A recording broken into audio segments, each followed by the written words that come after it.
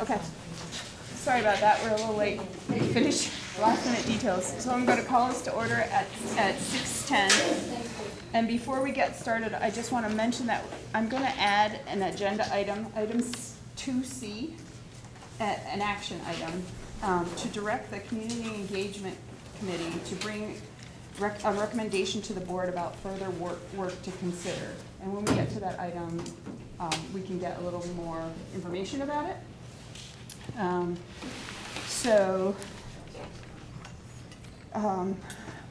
One other thing I want to say is today during the day, I saw some social media posts that led me to believe there may be members in our community that have misunderstood what this meeting is about tonight.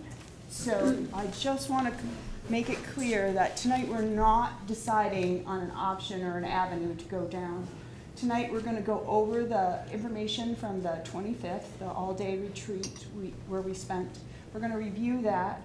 We're going to decide, do we need any more information to look at these scenarios?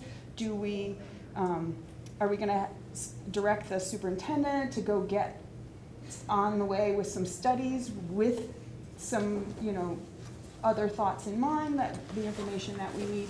And then when we get the studies back, there'll be another phase of a community engagement where we'll be sharing that information out to our community and processing and deciding our next steps. So tonight is not a meeting where we're deciding which option we're going to do. We're talking through the work that was done the 25th, the work that's been done for months and months, and we're talking through that and trying to decide, what we're doing next. So I just wanted to clear that up in case there's some voices out in the community that think something else is happening. That was not the intention of tonight's meeting.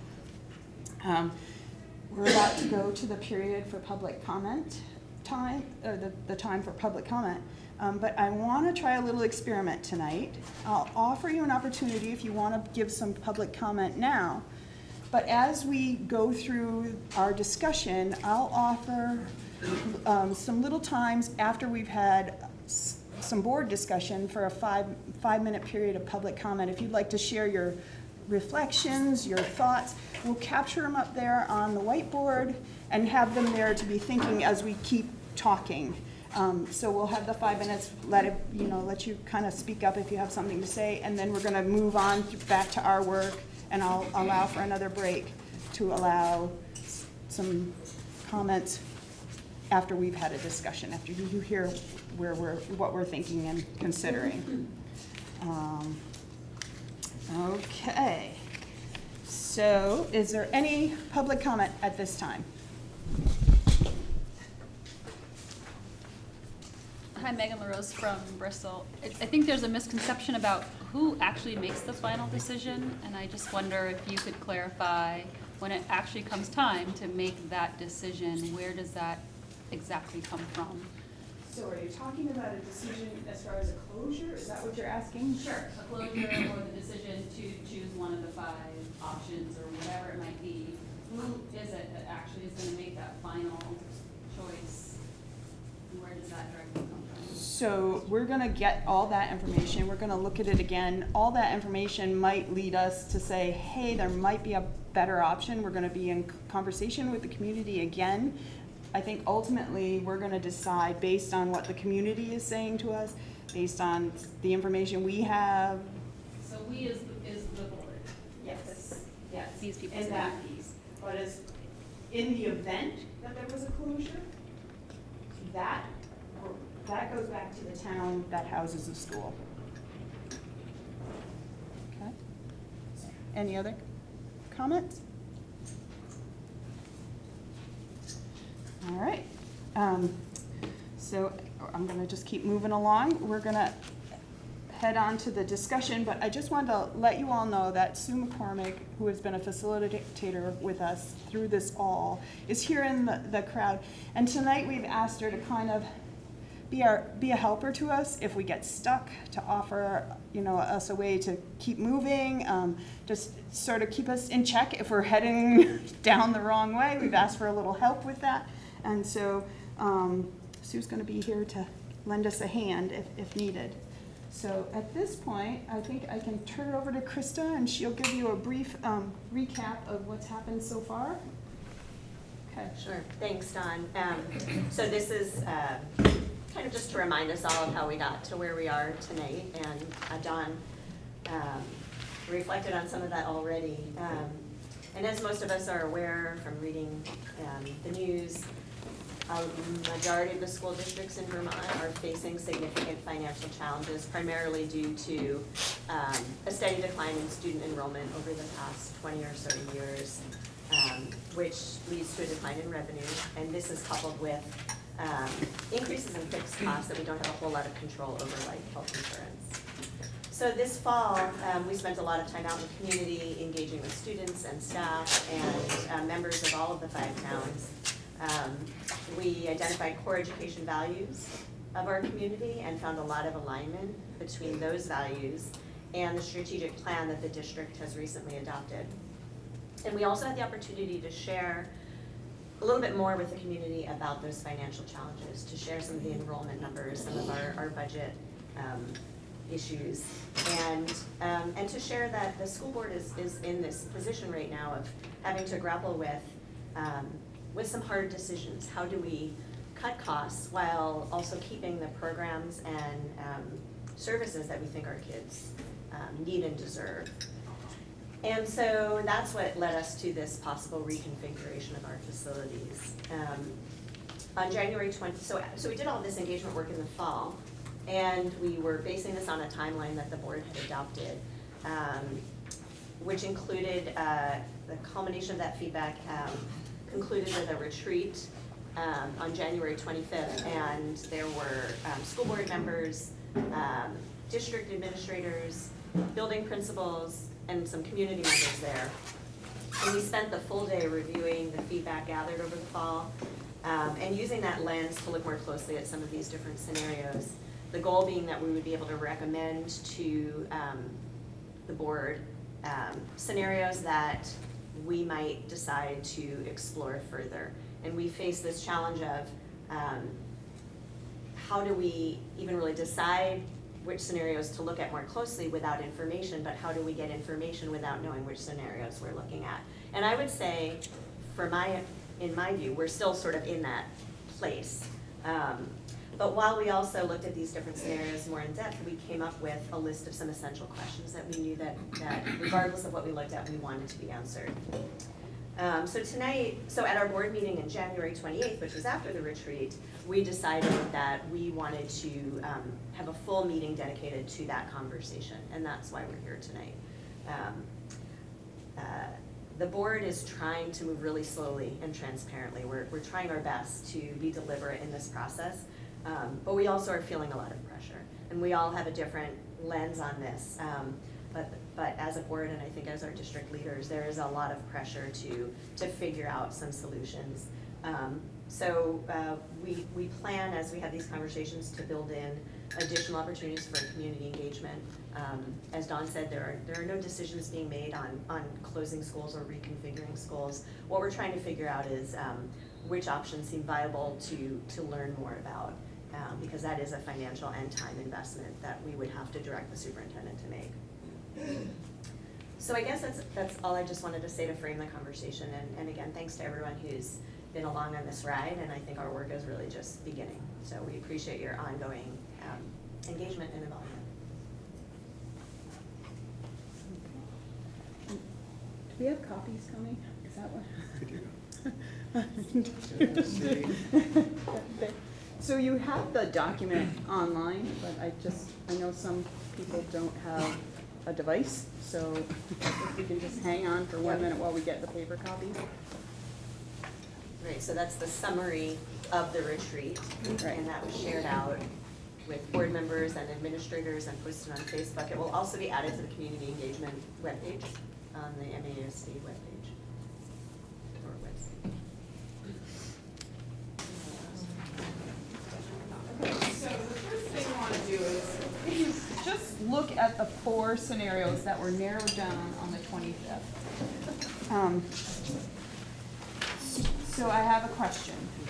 Do you, to think about as you look at them. Do we study them as presented, or do you have something in mind as a modification that you think should be noted? I wonder if it might be helpful just to briefly go over it. Okay. All right, so scenario 1. This is basically just continuing operations. Right, the current configuration, we called it the status quo on the 25th, Yeah. but, so current configuration, 5 elementary schools, 1 middle and high school, and central office facility in its current location. So that was one option. Right. The scenario 2, school consolidation had 2 parts. So it was, or actually, it looks like 3 parts on here. 1 K4 school in Bristol, 1 512 school in Bristol, central office facility in current location. Then scenario, I think we were actually looking at 2A or 2B. Okay. Not just oh, okay, straight. sorry, District yeah, two. yeah. So 2A, all right, disregard that one. School, scenario 2A, school consolidation, 2 elementary schools, 1 pre-K and 1 grades 3 to 5 or both K5. 1 6 to 12 middle school, central office facility in vacated elementary school in new space at Mount Abe or in current space. Scenario 2B, school consolidation, 2 elementary schools, 1 pre-K to 2, second grade, and 1 grades 3 to 4 or both K5. 1 middle school, 6 to 8 at Bristol Elementary, 1 high school at Mount Abe, central office facility at Mount Abe. Then the fourth option from the 25th was option 7, Choice High School. That would be 1 K-8 school at Mount Abe. 9 to 12 students could choose any public high school to attend, central office facility at a vacated elementary school in new space at Mount Abe or in current space. So those are the scenarios we found alignment with at our 25th meeting. Allison. Can I ask a clarifying question for option or scenario 7? Are we allowed to have choice for 7th and 8th grade, or is it only 9 through 12? What's the state rule on that? So this kind of choice that we're talking about is a little different than the high school choice language that exists now. So right now, school choice is specifically for 9 through 12. I think as we're talking about what grades do we operate, Okay. we have some greater latitude. It would require a change in the Articles of Agreement, because the Articles of Agreement state that we operate grades K through 12. So if we don't operate grades K through 12, whatever that might be, that would require those to change. I just want to make sure we don't go outside of state statute in terms of what we're allowed to offer choice on. Well, that's part of the investigation, right? So if this is identified as something that is worth studying further, those are the kinds of things that need to get confirmed, that are acceptable, all that. Krista. I just had a procedural question. Would it be helpful if you shared how we thought we'd walk through this? Okay. Okay, sure. So our thought was that we look at the 4 together and see if there are any modifications or study as we go. Have our discussion. I'll allow 5 minutes for the community to give comment. Then I'll come back and ask you if you want to make any modifications based on anything you heard. And then we'll proceed to go one by one through the scenarios and talk about if there are any additional benefits or any additional trade-offs that are not listed. And I got a sheet to come around right here that has the information that was gleaned from all those papers that on the 25th. And then so we'll go back over benefits, trade-offs, again, go back to the public for a 5-minute period, and then come back and review the questions that are in this packet here, the essential questions that were identified on the 25th, and see if we need to adjust any of those questions, and then talk about what kind of direction we're going to give based on the discussion and the back and forth. Okay, so there's that, and then this is the worksheet of community values that was, I'm sure some that way, that was, that we used at the, on the 25th. I don't know if they need this.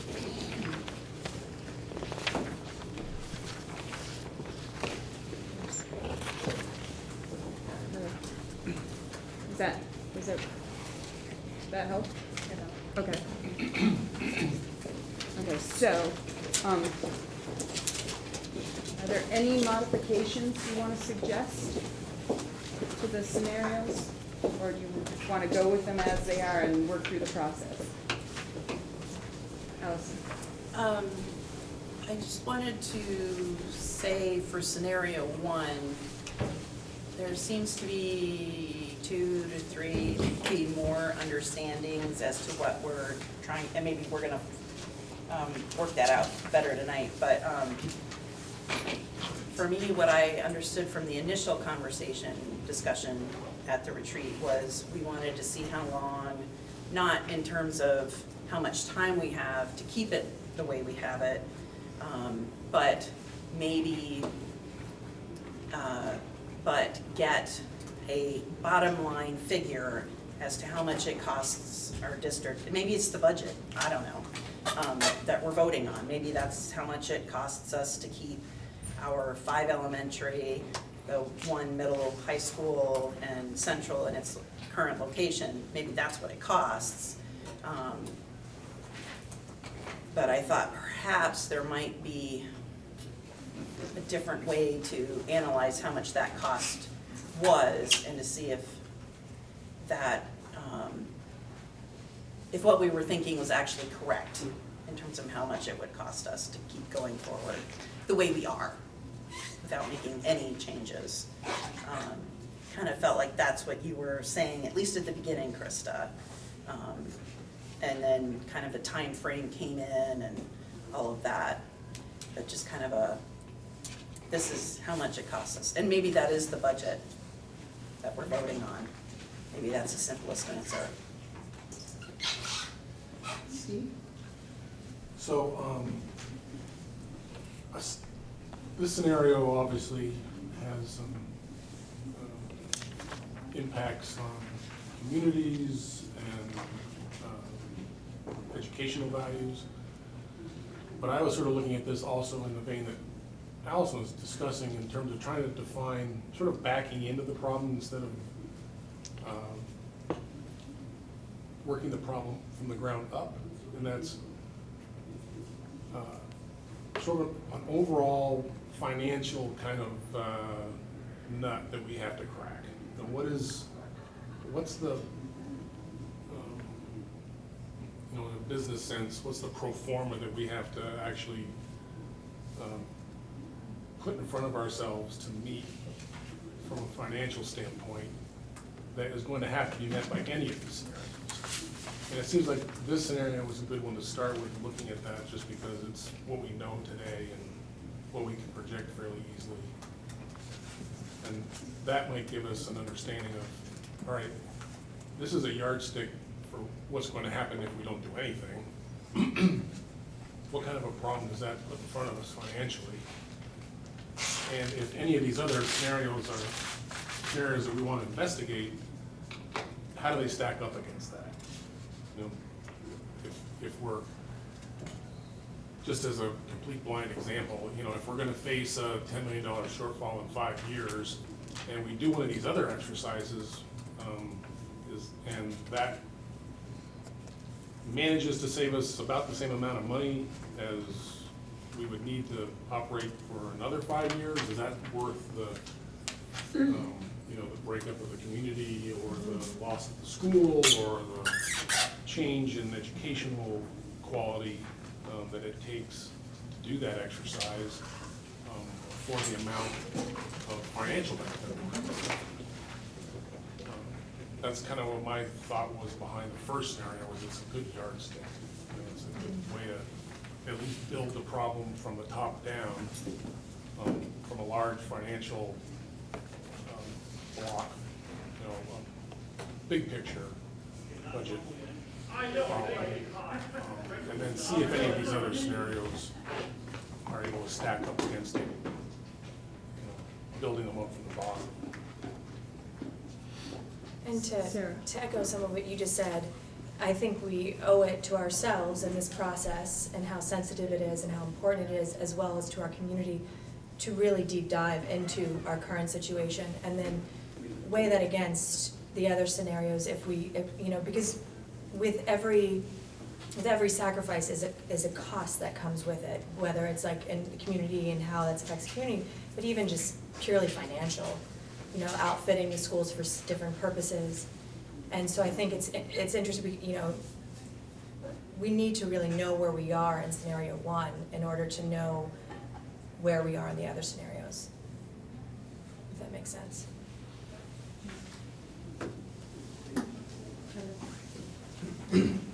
Scenario 1 and scenario 7, for that matter, I think needs to be subdivided, and it kind of goes along with the conversation that's we're having right now in scenario 1. I would think that we need to have the status quo, or I've started calling it current state, from a lean perspective in manufacturing, where it is just what we're doing today and nothing changes, and how that escalates through the process and how we would have to deal with that. The other thing I heard underneath scenario 1 was basically to increase revenue, which has a lot of external considerations that are beyond this board's control. And then I think the other thing that I don't think specifically was talked about, we need to look at scenario 1 as used differently, if you will. How can we maximize utilization of the buildings, you know, blur the town lines and stuff, but, you know, those buildings are attended based on geography. Maybe there is some reutilization of buildings and, you know, classes are co-located, all that kind of stuff. So I see scenario 1 to be crisp about it is what I'm hearing is there's 3 different subsections. There's 1A, 1B, 1C, or 1.0, 1.1, 1.2. And sort of similar to scenario 7, where we looked at that as school choice, but I also heard, particularly in the discussions, that there was also a scenario, well, maybe it's county choice as opposed to you go anywhere. Maybe it's Virgins, specifically Virgins, maybe it's specifically another unified district that we would work with or co-locate with or absorb. And I suppose the other thing that was unspoken about is if we do, and those 3 subsets had different plays on what would be done at the elementary school level as well. And maybe it's worth thinking about with that 7, if we're going to not outsource, but if we're gonna change how we operate the high school, does that afford us, how does that impact the elementary schools, and would the changes needed at that level be as dramatic as if we tried to keep all things together like under 2A and 2B. So to straighten it out in my mind, I came up with those sub-scenarios, if you will.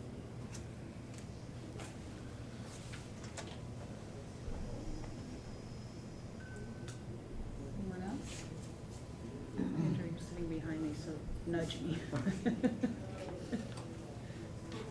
Krista? Can you articulate your sub-scenarios again for me? I mean, I got the idea of don't do anything different, that would be one lens for scenario one, but I didn't quite get what and then with 7, I got the pure choice or combined with another district. And then I got the idea that, if you remove the high school out of the picture altogether, that changes maybe scenario one. But what, I'm not clear on what the other, Okay, so 1.0's current state status quo. yep, 1.1 is increased revenue. Oh. There is a contingent here that thinks that we can attract people and students and do away with our issues by filling the schools back up. gotcha. And as I mentioned, I think that's totally out of control of the board. And then 1.2 would be, what are the things that we, and quite honestly, what do we need to look at to really squeeze out every possible situation that we need to consider or should be considering to keep everything operating as it is keep all the facilities operating as it is right now. Whether that means you, like I said, blur the lines, and all of a sudden, people are going to schools based on geography or population. Maybe it's like underutilized schools do in fact co-locate, and then that building's used for another educational function, like Addison is being used out in Northwest. And there's probably other ones as well, but Okay. those types of things that can demonstrate that we've looked at turned over every stone, if you will, about keeping all the facilities in operation. Thank you. And then, are you all set then? I think so. I think it was mostly on scenario one, those that I Okay. wasn't clear on.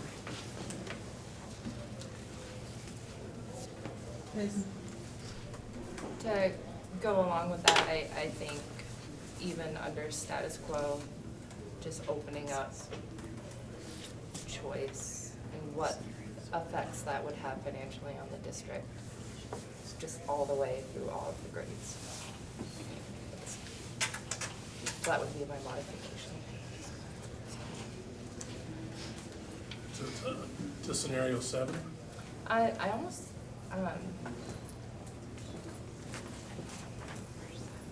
I guess I'm not sure if it fits in this or outside of this, because it seems to me like that is something that could happen regardless of what scenario we're in. But I think there is a lot of information that we could possibly gather during this process about how that would affect our schools and our students.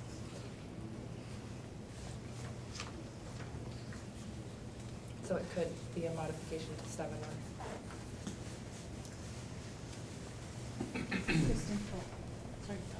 I'm just wondering that for any scenario, we would have to do some kind of a transportation study, correct? Of how much that would cost, because each of these, I'm assuming we're gonna be looking at estimated cost for each one.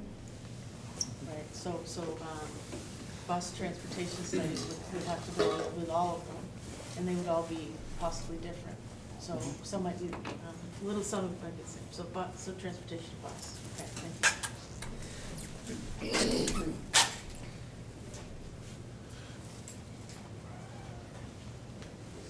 So I'm wondering, when you go out for a feasibility study, have you talked to any districts, Patrick, that have done it? And what kind of information are they seeing come back, or are they gathering? We are taking a little different approach in that I think as I've understood other districts, there's been information gathered up front to inform the process and the thinking about what's feasible. We're taking a slightly different approach in terms of engaging the community before that information's been collected, so that we're exploring options that we want to collect information on specifically to address some wonderings we're having about what we can do. So having said that, I think we're going to end up with some similar information in terms of what general condition are our facilities in, what is the functioning capacity of our schools, and what what percentage of their capacity are they operating at, and possibly projecting into the future possible operating capacities. We can project forward, thinking about Kevin's modifications of 1, which I sort of understood as continue using all of our buildings, perhaps in the same way, perhaps in a different way, and perhaps to continue using them all by generating revenue. So I sort of heard those 3 variations in there. And we can work, we have some in-house capacity, and we may need to get some support beyond what we have capacity for to help really dial in some of those projections and get as precise information as we can. Those are the kinds of practical sort of data points that we might be able to bring in. And then on top of that, there are a lot of philosophical aspects to some decisions that we land on. That obviously there's not really concrete data that we're gonna receive. There are pros and cons to which philosophies we choose to adhere to. And that's more internally for us to figure out, I think.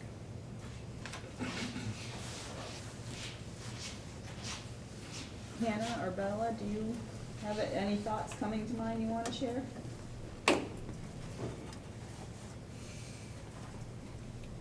You don't have to, I just want to give you an opportunity. No, not right now.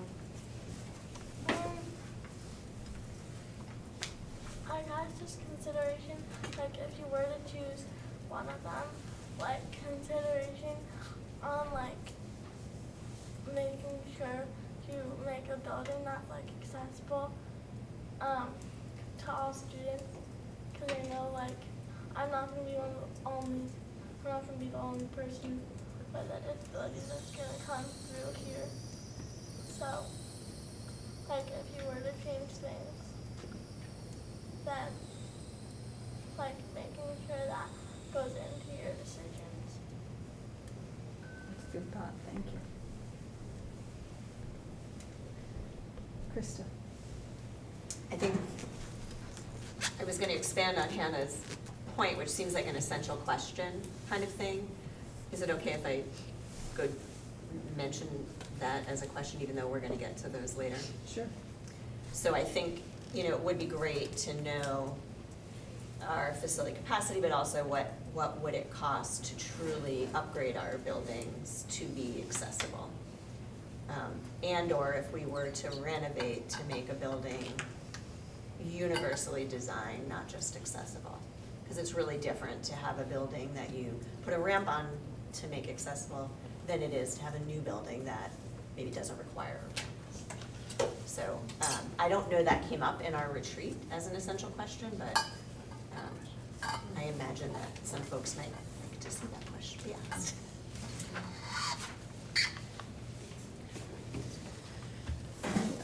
Other questions or comments about modifications to the scenarios? Allison? So in the scenario 2, you don't talk about pre-K. We just say K through, and then essentially K through 12, as far as I can tell. None of them have pre-K. Yes, they are 2A and 2B. 2A and 2B. Oh, in the scenario packet. Okay, so that kind of changes the numbers then in terms of how many students. Put that one.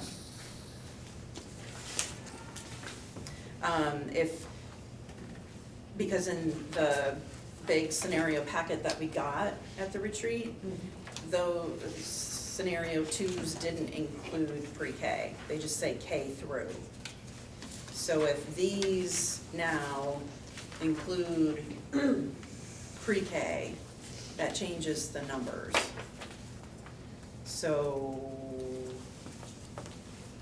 we don't have those numbers that include the pre-K numbers. Correct? So that kind of changes if we're looking at in the two scenario twos, where we could potentially put things. I guess that's part of the feasibility investigation Yeah. piece. We actually house 20 pre-K kids. 20? So the pre-K number that we house in our buildings currently is very low. We have probably 140 pre-K students in total. 120 of the 140, more or less, are receiving services through private providers. So the pre-K numbers, currently not large. There's potential to expand. We've talked a little bit about that. There are some, potential unintended consequences of bringing pre-K in-house. One being, it could put partners out of business. Another being, it costs us more to educate pre-K students in-house than it does to continue collaborating with partners. Why is that? What is that price difference? I don't know exactly what the price difference is, but effectively, so we as a school district, because money flows through our district to our private providers to support 10 hours a week, we are sort of credited 0.46, I think is the figure, 0.46 of an equalized pupil for each of those 140 or so pre-K students. And if you figure our cost per pupil is, what is it? I don't remember. I tried to 18,000 and some change. It's called 18,000. We're getting a little less than $9,000 credit for each of those pre-K kids. And the 10 hours a week that goes to our private providers is less than that, little less than $9,000 we get. So if we were to bring in those students and still get credited at 0.46, the cost per student would be higher than what it is now, and our credit would be the same. So it would effectively cost more money to bring those programs in-house. Assuming they're full-time. Right. They're still weighted that point. That's the weighting system. Elizabeth? I'm just trying to think back to the discussion at the retreat about scenario 7, and I can't remember, did we have a modification that discussed keeping all of the elementary schools open, K through 6, and then having school choice for middle school and high school? Because I know here it just says 1 K through 8 school, I just can't remember if that came up and if we Yeah, kind of had that as a modification. it's on Is here. it on this? Sorry. It's very tiny print.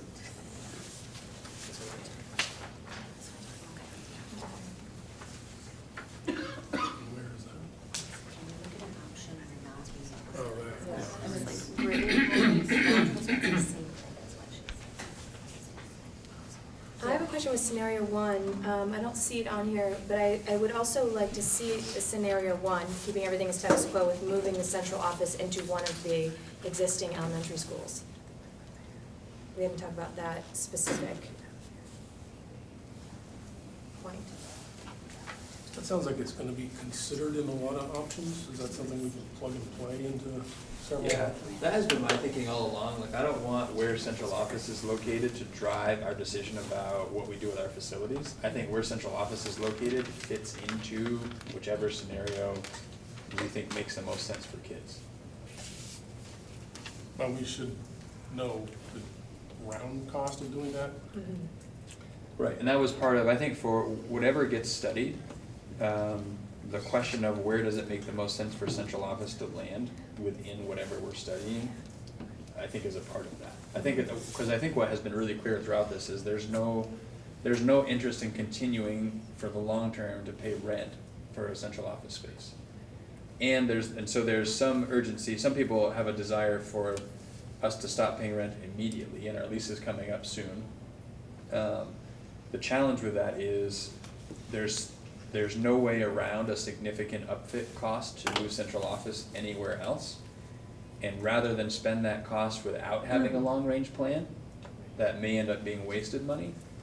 to develop a long-range plan first and then invest the money into something that we think is more sustainable makes more sense. And so to build that into this planning process, I think is the way to go, and will fit in wherever it makes sense to fit in, given what's driving the bus here, which is how to best support kids. But I think to your point, that's a pretty clear modification of scenario one's written statement right now, that we might want to modify.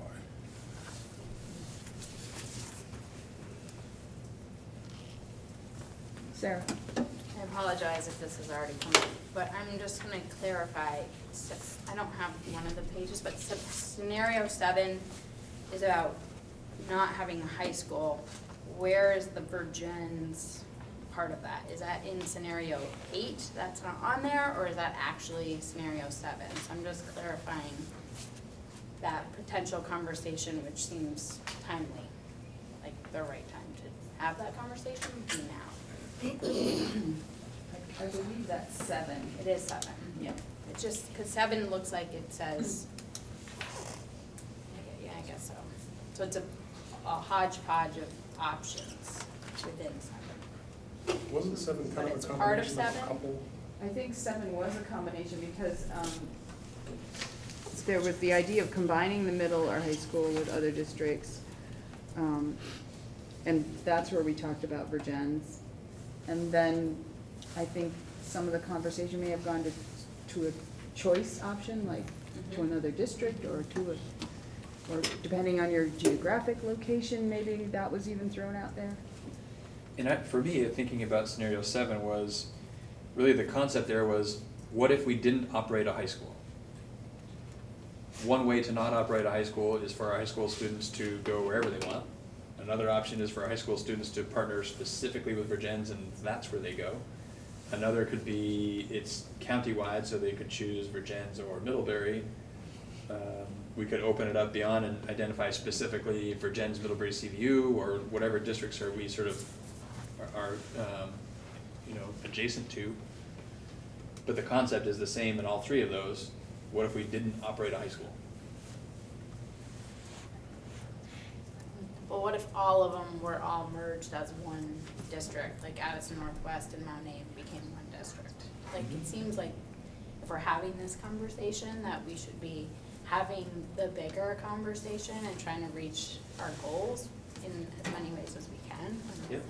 I want it on the table, I'm just being honest about it, so. Yeah. I think part of the high school kids going to Virgin's discussion was potentially having their middle school kids come here as part of our middle school. So we both kind of help populate each other's buildings. I'm not sure that's really carried here.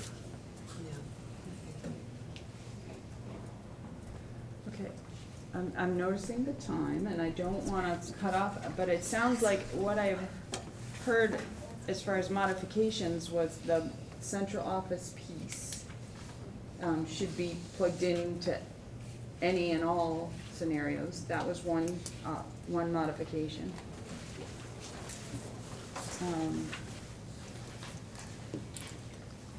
There was talk about scenario 1 in specific sort of being the foundation. We need that information, but I'm not sure that's a modification or just a more detailed ask for information. Am I misunderstanding that, or do you feel? Yeah, I don't think other than Sarah's comment, we were really modifying the actual scenario itself. Kevin had some subcategories under it he wanted to be sure we were paying attention to. That sounded like more of a modification than what I was talking about, for instance. Did I miss one? I feel, did anyone catch another one? Was there another, we talked about middle school one place, Virgins another, county choice, all that, but Does that play out as they study? Well, I think in scenario 7, not operating the school at all and sharing kids between middle school and high school or not with Virgins as an example, it seems like 2 different scenarios. Agreed. Yeah. Even though I think we sort of combined them for convenience at the meeting, but they seem to have 2 different kind of financial impacts potentially. So, Or maybe not, I don't know. so It is a curious one, you know, if, in that scenario as you were talking about, where my mind was going, if it's the same square footage for students, let's say 712, and it's the same number of students, 712, what have we necessarily solved Right. in doing that? I'm not sure. Maybe there's something, but. I think there's a lot that you solve. I think you create a middle school and you create a high school, and the opportunities that keep being kind of, we talk about program going down, and suddenly you have a larger population that's feeding a 9 through 12 program, and you have a lot more opportunities and options for what happens in and out of the building. I don't know, and how you operate as a middle school, it seems like you have more opportunity. So that would be, I think, you're building something better and bigger is an opportunity. That's what I looked at it as.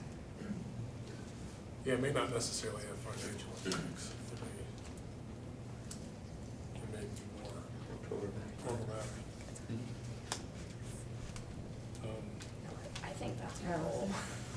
And Krista had brought up the point about essentially best practices for accessibility to be included in all of the feasibility studies, not just acceptable, but universal accessibility for everybody.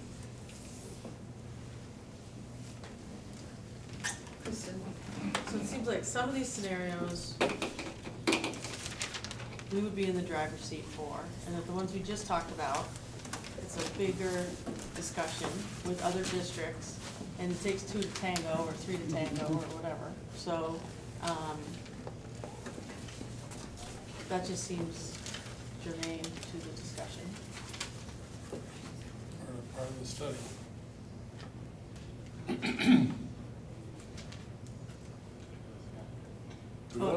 Sorry, one other thing about that is that also Middlebury is a international bachelorette school, whatever you call it, baccalaureate, thank you. Not the, it's late, right? Not really. But, and so there's an equity issue that if they offer that education and Virgins and Mount Abe don't, there's an equity issue. Even if everyone agreed to do that,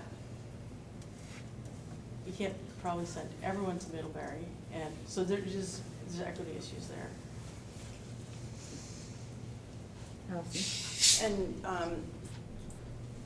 for me, in terms of including the superintendent move in all of the feasibility scenarios that we look at, I would just like to request that people be very cognizant of that cost and not make it be a palace, but it needs to be comparable to whatever fixes we make to our actual schools.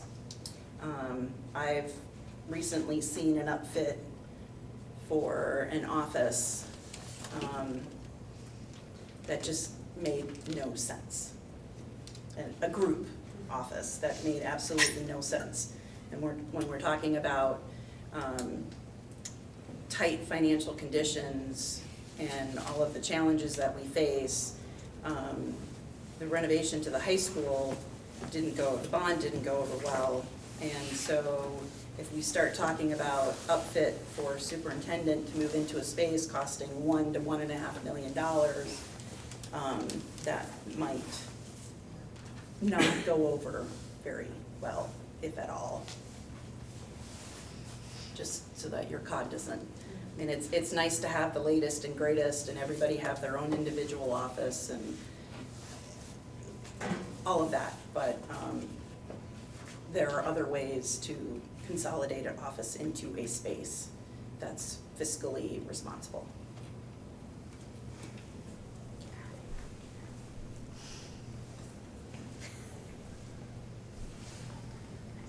Okay, so moving the superintendent's office, oh, Steve? I was just curious if we want to talk a little bit about the difference between 2A and 2B.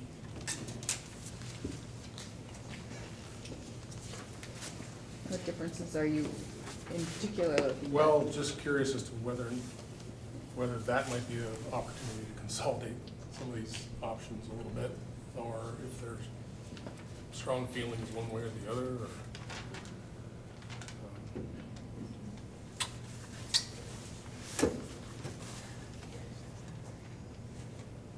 Krista? Yeah, I think, I mean, it might be good to spend a little time on that question of, like a K-8 option. I mean, it didn't seem like there was a whole lot of appetite. The feedback we got seemed to indicate that a lot of folks felt a separate middle school was a good move for our future. And I think a lot of folks also didn't necessarily love the idea of a K-8 school. So I wonder if we might eliminate an option that would have all of our Ks and our 8s together. Is that where you're getting at, Steve? Do we have that in there? There was quite a bit of discussion about both of those options, and Yeah. we didn't seem to be able to eliminate either one of them, and maybe that's fine. Oh, yeah, so 6-12 is Mount Abe. Maybe we keep them, but I remember being personally in favor of 2B only in that the middle school having a building to themselves seemed to solve some of the gymnasium issues particularly, but that's just one facet of the issue, it's not everything. Allison? So I did a quick number crunch in terms of the number of students, and we could do a K through 8 at, well, I guess pre-K through 8 at Mount A, because the highest number of students was 979 at one point.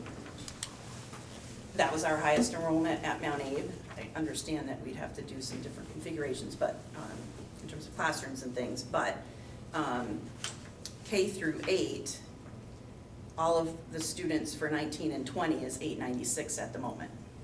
So if we wanted to do a K through 8, it is feasible. I don't know if we were talking about knocking that off as an option or what, but just to say that it could be done, putting all of our students in one school, K through 8. It could possibly work. That was, well, there's a K-8 option and option 7, or scenario 7. And that's the one with the choice. Krista? I would move to strike the K through 8 idea, because you just put the question up. So I'm not to move, but I would say that seems, it seems like at all the discussions, that seems like not one of the favorite ideas. So I would just, I mean, with the high school choice, we could do, still have other options. So I just putting that out there. So is that where we started, or have we moved to another option? I'm a little confused. Because we were looking at the 2s, but now we've sort of moved into the scenario 7, and that was the one with the K-8. The other ones, the 2 options didn't have a K-8. Right. So have we just moved? We moved. But we just do a temperature check on what Kristen just had brought up? Yeah. Can I offer one thing before the temperature check? The column right after the column furthest to the left explains what the scenarios are. Yeah. The very next column to the right are the number of groups that were interested in studying that on Saturday. Yeah. So this. So that's some data that indicates what level of interest there is in studying the scenarios. I just want to point to that as opposed to perceptual or anecdotal feelings about where people stand, because I don't think we have any other data in terms of votes or tallies other than this right here. How many different groups were there? 4 groups? 4. That was not the one. Krista? I appreciate what you're saying, Patrick, but I'm not sure we can really look at those numbers to say that folks liked K through 8, because I think we were so meandering in our conversations. And I just, I would add to that number all the other feedback that we got from the community, and, you know, we could probably pull it up and look at the numbers of comments people had about both not loving the idea of K through 8, which again, that, I may be wrong, that maybe there was a same number of people who didn't like that did, but we could look at those numbers, and we could also look at the numbers of folks that advocated for a separate middle school. I would rather lean on that and the gauge of this group now, when we're focusing specifically on that question, than that column. I'm gonna just check with Hannah. Sure. I think from a student's perspective, and I don't know if this is all kids' perspective, but I think from a student's perspective, like, I went to a K through 6 elementary school, and then I came here, and when I was in 6th grade, I felt like I was definitely ready to, like, move on. And I feel like adding a little bit more to that from a kid's perspective would, I don't know, I think you get kind of tired of it, I guess. Yeah. Kevin? I can understand the concern, and, you know, the question seems to be, do we put everybody together, we block up 2 schools, but I think we're way early in the conversation to take it off the table. A lot of the discussion in our group was exactly what you said, Hannah, and how people talked about their kids were really ready to move on after 5th grade. And a lot of discussion at both meetings, actually, the groups that I was in, that was a major talking point, that people felt like moving 6th grade to middle school was actually a good thing for those students, and that, as you said, everyone was ready to move on after 5th grade for the most part, anecdotally, and that was, so thank you for bringing that up, Hannah. Sarah? Yeah, and I think what keeps coming up at these meetings and these smaller groups that I've been a part of is that there's those of us that grew up in different towns and different cities in public schools in which the population was large. And so when you look at our facilities and you look at the possibilities, there's some of us are like, well, yeah, we can fit that many people in here. But then when you talk to the people that are from here and that have moved here intentionally, that's not what this community is about. We're not about trying to fit them all in, and like some call it equity and some call it, financial responsibility. But I do think that we need to really pay attention to the other subset of values which are coming from our community, which I'm hearing loud and clear, which is just because we can doesn't mean we should. And what I'm hearing from the students, and Hannah, again, thank you for stating that, and Kristen for echoing that, is that putting all the kids in one building, it might work in a public school in Pittsburgh, but I don't see it working here. Kristen, you were here. Did you get it, Kristen? Steve? Well, I think there does seem to be some interest in scenario 7 in looking at the last modification column about adding, while we're not going to operate a high school, we would potentially operate more than just a K through 8 school. Mm-hmm. Here it says 3 schools, that must have come from somebody, Liz? or some group. And I also feel like it's a really complicated issue, so if we were to have K through 8 here, if it needs a renovation, I think part of that study would be that it would still need a renovation, and there are ways to separate out the groups, and it could, maybe the renovation would involve cutting out the middle and having it be 2 separate things. Having it be 2 separate schools here, and the pool, all the kids having access to a pool, I know that it may not at all line up, and when these scenarios go back to the community, I want to just give the most thorough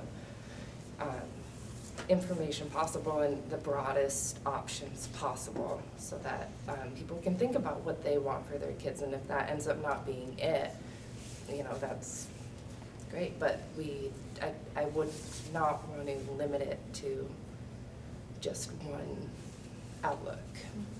I think coming back to Steve's point about the modification on scenario 7, one of the part about the 3 schools, to me that's effectively scenario 2B, only instead of operating a 9-12 building, it's high school choice. 2C. There we go. Or- Well, can we do it with 2B. all? 1. Could the difference be doing it with all elementary schools remaining open and then having middle high school choice? That to me would be the difference between 2B and 7, if we do it with all remaining elementary schools. But I was thinking about specifically there was a wondering about the question under possible modifications that said what 3 schools would be feasible, and wondering where that came from. Yeah. I think that stemmed from this concept of a model that operated 3 schools and a 9-12 high school.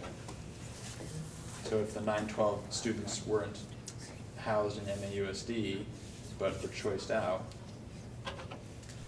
then scenario 2B shows how 3 schools could be used for the K-8 students that we have, which would have a separate middle school and 2 elementary schools, which I think is different than looking at different ways to keep all the schools open,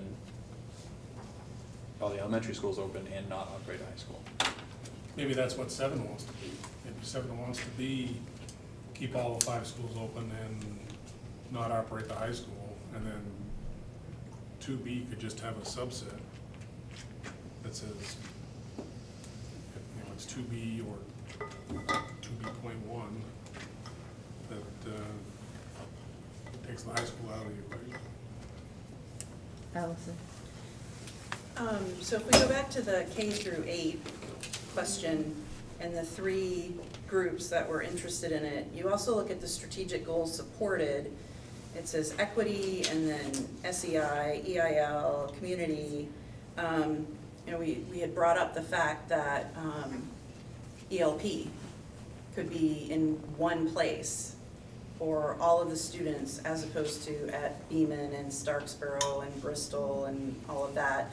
And there are ways to make a place not feel like 8th graders are with the kindergartners and the programming and everything. And another issue was if you kept Mount Abe and the wet lab spaces that we have and the industrial arts and all of the middle high school spaces that we have, it provides more opportunities for kids in the younger grades to have access to those spaces as well. So I don't know if we're completely ready to throw out the K through 8 scenario.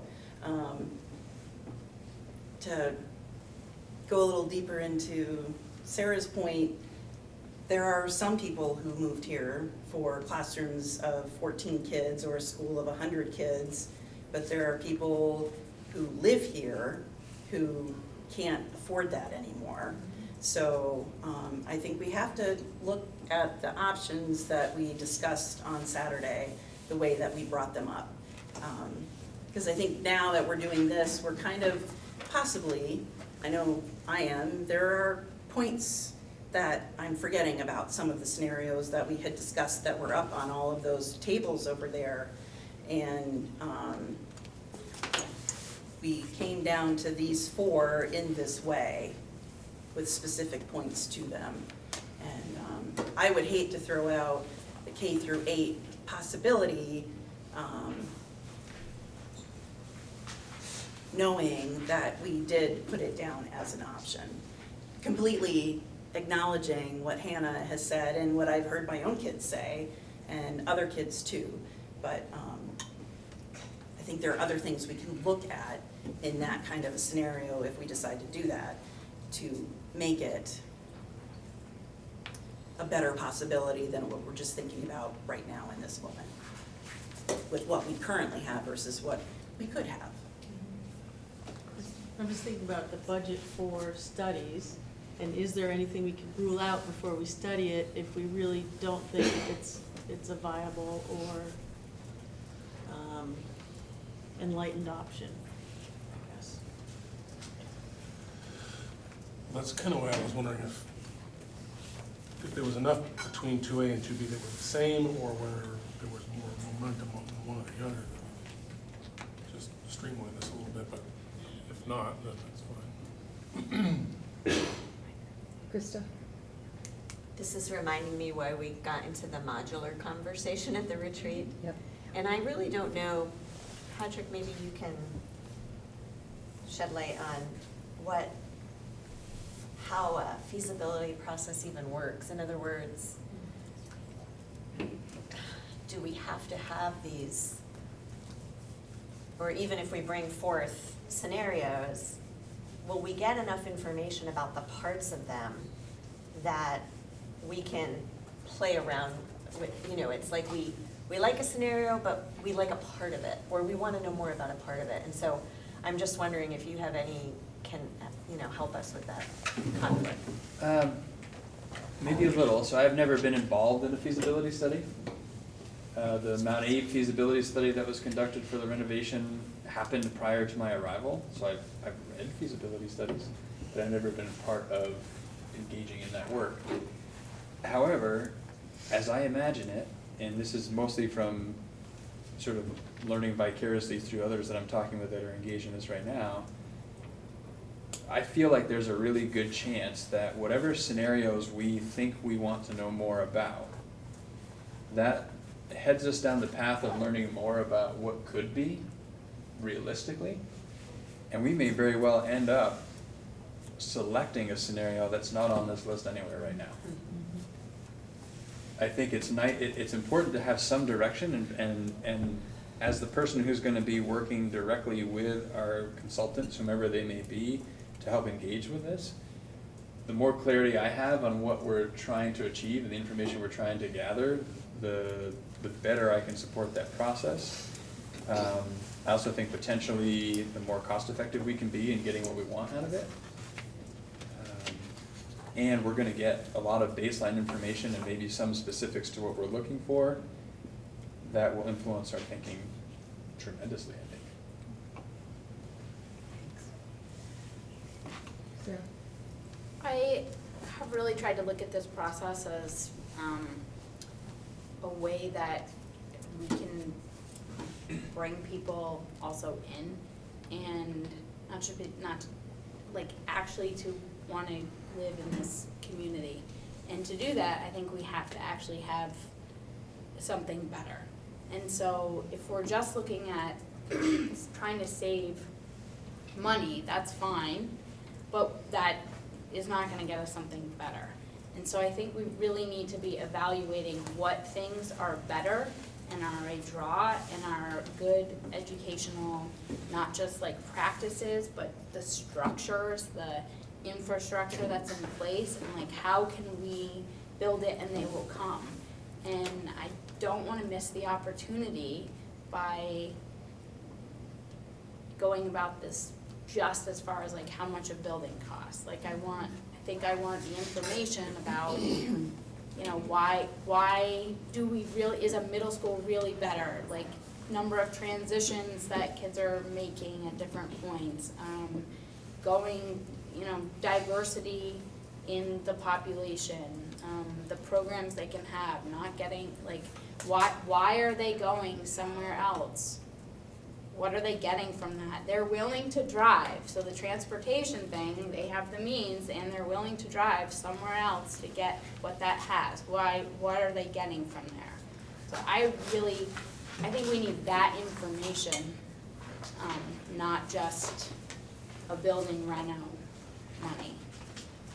And I don't know, I work in a building where I feel like they built the structure around a program and now that's there forever. And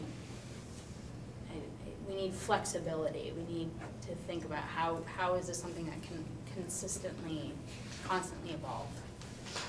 I couldn't agree more. I don't think it's in our best interest to simply try to do the same thing we're doing now at less cost, I also don't think we're in a position to be able to dream big and ignore financial realities. So for me, it's a both and. We have to, and any administrator that's in the room that has worked with me for a little while knows, despite financial realities that we faced, we can't start from a place of what can we live without.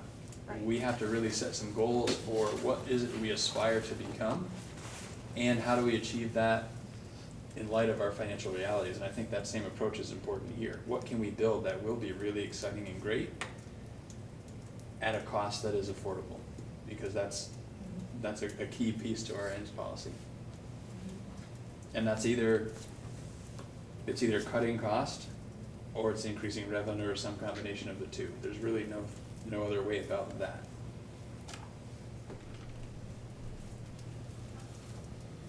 Liz? I just feel really strongly that Sarah brought up the point that I think I'm trying to make, is that even before 2 years from now or whenever a change might happen, if there was option to have movement, even minimally amongst our own district, that we might really get a message from our community. What if the outlying schools populate themselves? Like, what if people shift out to the smaller schools? I don't know. I think it says a lot when somebody makes a shift for their family and goes somewhere. And if we allow that to happen, that's a way to get the information about what parents and students and families really need from their school. And what if they shifted in? I mean, those are all the things that I don't know. But if we were allowed that to happen, we could see from that and learn from that in the time before we go to the community. I mean, it could go all different ways. I don't know which way it would go. Maybe Bristol got more full. Maybe we could get a lot of information from that, I think. Kevin? I'm not sure if this is the right place, and maybe we'll talk about it later if it isn't, but I'm interested in knowing the process of selecting consultants, and then, for instance, with the MAUSD bond vote, there was a building committee and all that kind of stuff. So I don't know. I'm getting the impression that we give some scenarios to administration, and one day they pop back with a solution or an intermediate step, I guess you could say. And we pass comment on that, and they go back and have a solution. So are we as a board totally relying on the administration, or are we involving ourselves with some sort of building committee, and if so, at what time and all that kind of stuff?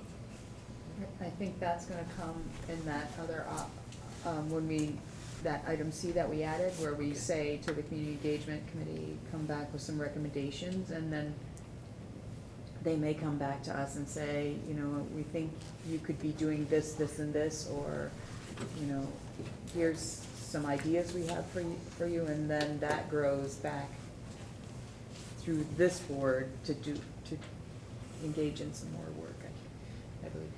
So, Steve? I was thinking there might be a way, Liz, to get the information you're talking about without actually doing it. Because of the unintended consequences that we might not be able to predict in the short term and how that might affect us. We might be able to do a survey as part of the study to see if your kid could go anywhere today, where would you send them? Just see what kind of reaction you got. Christine? I think I heard Kevin's question maybe a little differently, that I think the engagement committee will be really important in helping to frame conversations once we have information, but I like the idea of, I do wonder about us saying, okay, here are the scenarios, and then we don't have any input into the studying of those. I mean, it seems like it would be helpful to have one or two board members as part of that ongoing work to know that we're hitting all those data points. I don't know if that's what you were asking about, but In a sense, yeah. I would be interested in seeing us I mean, have a little more involvement in the feasibility process. And I would say it's more than helpful, I think it would be necessary to capture, it's just such a Big. nuanced and dynamic kind of situation that to try and capture that as fully as possible as we're engaged in a very iterative process with whomever we're consulting with. Like, and because it wouldn't be a single sit down with whomever it is and say, so this is what we want to know, and they go and do something and they bring it back. Like, there's bound to be lots of back and forth as we try to understand what it is we're after and the kind of information we need. So it'd be great to have more people that are really knowledgeable about the process we've been involved in to capture all the perspectives that have come through. I want to check in with Sue. Sure. Well, as I've been listening to this conversation, what's been interesting to me is a lot of what I'm hearing is the addition of some really important questions that you want to have answers to. So for example, when Kevin's talking about scenario 1, I didn't really hear what he had to say as modifications to that scenario, but it was rather, if we study this scenario, here are some really important things we want to look at. How might we increase revenue? How can we best utilize all the buildings? And then how do other scenarios kind of compare in terms of the financial implications? So I feel like in listening to the conversation, most of the scenarios seem like things the board is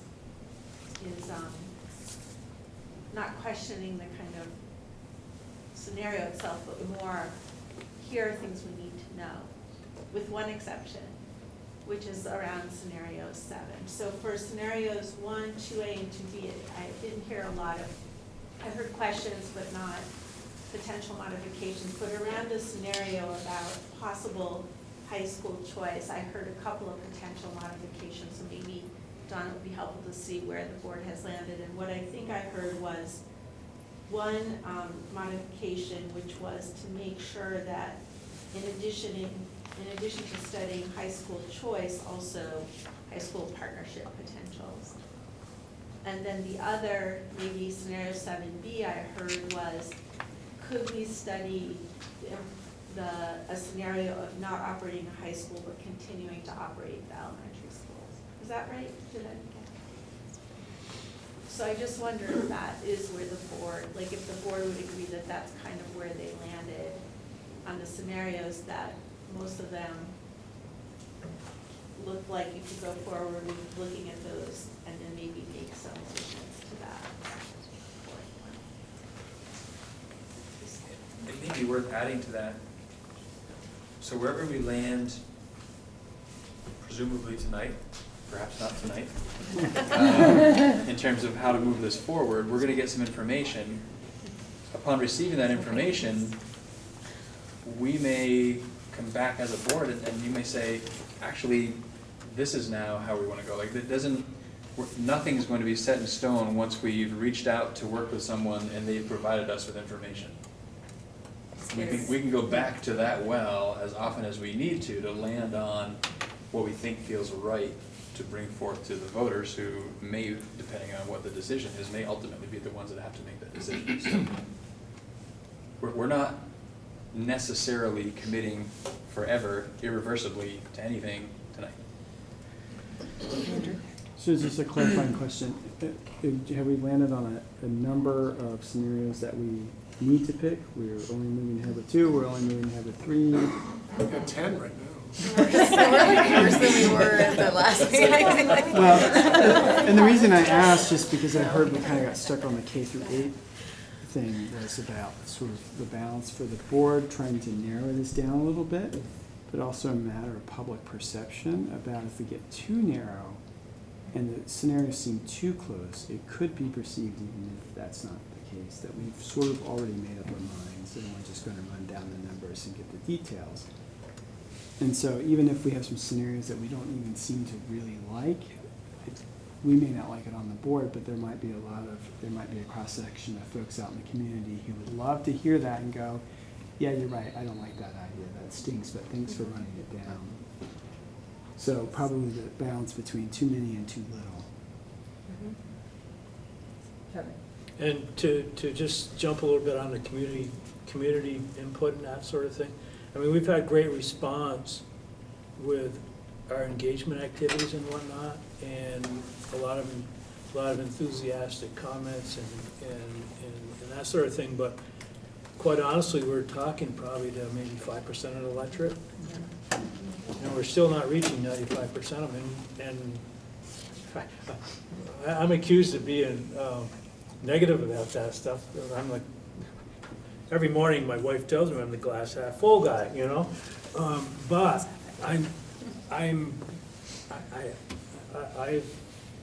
played around in public things on a few different boards now, and it's just like, the likelihood of all of a sudden getting that other 95% out is slim to none. So we have to be very sensitive to what their perceptions are, because they're not taking the time to come in here. So you're absolutely right. You don't want to make it so narrow that it looks like their mind's been made up, but have it a good width so that we can have some healthy inputs and discussions and whatnot. And this is probably, unless somebody sees somebody running up a tree for no reason at all, I mean, this, what we're talking about right now is probably adequate. Okay. Okay. Just giving we have that big crook coming down. So, no, I like that. Good time to pause. It is a good time to pause. So Elizabeth has volunteered so I'll come back to the community here for some comments. If you want to give us some reflections, Elizabeth's going to capture them up there, so we'll be looking at them as we keep talking. So, it seems like it would be very expensive to have feasibility studies on things that we might be able to learn a little bit ourselves, like going and finding out if Virgins is even interested. Or I would hate stuff to go out to Virgins, like, we're planning to consolidate with you, and they don't even know that, you know, like, I think those are really important things to find out. And I think it would be really expensive to spend the money to have a feasibility study about that, and then it's just like, what are you talking about? We're fine over here at Virginia. Other things like that. That's why I really felt like questions would be good to, some of the questions would be good to figure out first before even looking at which ones fit after the questions were answered. I can't remember my other ones now, but maybe I'll Does this capture you? I'm sorry, I'm writing something. Does that capture what you're saying or more? Yeah, I think ask some questions, yeah, that's it. Sure. Yeah. I'll make sure you get Yeah. it. I just think also that it would be great to really get a detailed list before picking any scenarios. Just have a detailed list about what we really need to know. I kind of did that other day, but I think keep going with that. Like some of the things that have even come up, you know, what does it cost to have universal accessibility or different things like that. Yeah, lots of details before going to a feasibility thing on particular ones, because if we're not going there, it's a lot of money to spend for a feasibility study on something, and there's things that, Thank you. First of all, thank you for doing all this work. I do have a question with the high school choice, and I'm wondering, what comes to my mind is a lot of driving for high school students, driving farther perhaps than they usually are for after-school events, and I just keep thinking there's a lot of driving to Middlebury, to Virgins, and I wonder if when the feasibility discussion for that option comes up, if part of the discussion could, or part of what they look into is the increase in driving and what that would look like for the environment and for student safety, and what could we do perhaps for public transportation to try to offset that.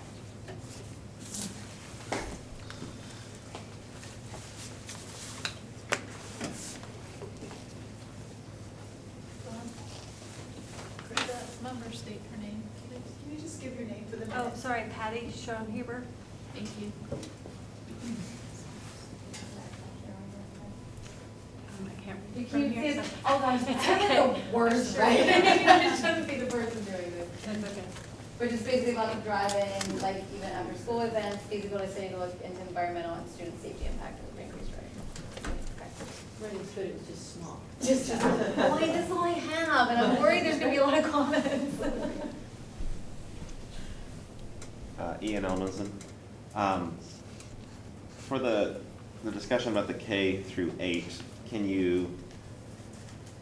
can the design of the building alleviate having all those ages together, or is it a better situation to have separate buildings in people's experiences? I don't have that experience yet, so if K through 8 was in this building, could it be redesigned to fit where you wouldn't have those kind of issues, or are separate buildings a better way to go?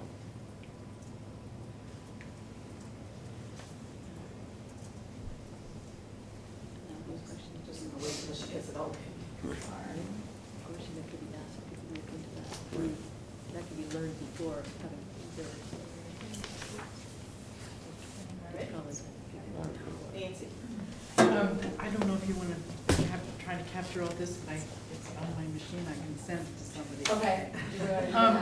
I've just been listening carefully, and maybe like Sue, I've been keeping sort of track of the conversation in terms of what questions it raises, because I think what you may have done is added to your already amazing list of essential questions. So I just would like to read what I wrote, and in case it's useful, I can send it to whoever would like to have it. So these are the questions. They're not in any particular order. The first one is about scenario 1, and the question is, what steps, it really picks up on what Kevin was saying about different versions of scenario 1. What steps can our school district take? Can our school community take? Can the legislature take? And can other organizations take to ensure that scenario 1 is viable and great as long into the future as possible? The next question is, which of our towns, if any, have interest in exploring closing their elementary schools? I mean, there's a part of me that thinks if there were a way to answer that question, I mean, well, of course, what Sarah says is really true, unless we show them a town, from what we've heard, there isn't much appetite for it. And like Sarah said, unless we show them something that would be better, or that we think would be better than what they've got, it's hard to imagine people increasing their appetite for it. On the other hand, if we really knew that people weren't interested in exploring any options that we might present, that does close the question in a lot of ways. So there's that. The next one is, what are the advantages to kids and what are the advantages to a town for keeping all elementary schools in the towns where the kids reside? What are the advantages to kids and to our 5 towns of keeping our middle high school in our 5-town area? What are the advantages of maintaining small schools? Thinking about what Sarah said is around, just because we can do it doesn't mean we should do it. And what does the research say about small schools? The Vermont weighting study that just came out actually has something to say about that in relation to the connection between small schools and the ability to eliminate achievement gaps based on a family's wealth. Another question, what steps can we take to refine our population projections? I think that we could possibly get some more data that would enable us to refine those projections, and it seems important to do that before we take too many big and expensive steps, even around a feasibility study.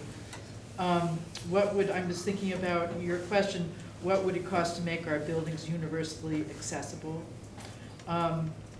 Where does it make the most sense for the superintendent's office to land in any scenario we explore? That seems to be a great piece to add to the essential questions. And I was also just thinking about what you said.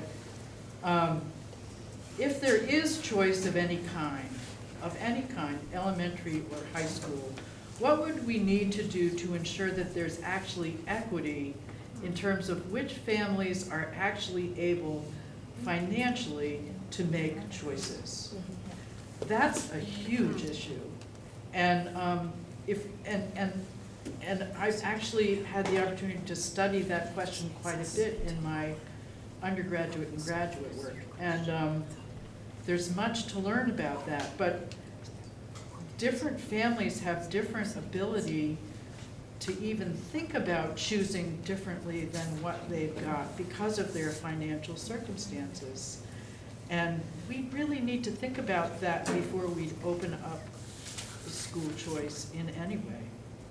So that's what I've got so far. I'll keep typing. I have a place marker for you that you can use as the reminder for us. Okay. If that's okay. Nancy, you can just send them to me. Yes.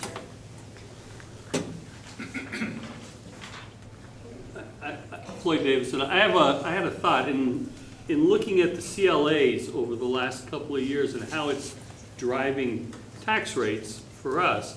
But then I looked at CLAs through a different lens and thinking of it in terms of people moving, which creates demand, which drives price. So if you look at the CLA as a reflection of where people want to live, the Village is a hot market for properties for families. And I just think that in this conversation, we need to add an opportunity to look at where people want to live as well as how we want to drive the buildings themselves, what's best for kids. It's just a small piece, but I think it's important to note that people are effectively voting with their feet when they move, to your point. And where is it they want to move? And we have a barometer. Moncton took a great big jump on the CLA, and Bristol took a great big jump on the CLA. Common level of appraisal, which is what's trying to equalize the tax rates across the state. So it reflects to some degree demand. How does that impact our thought process? That's all.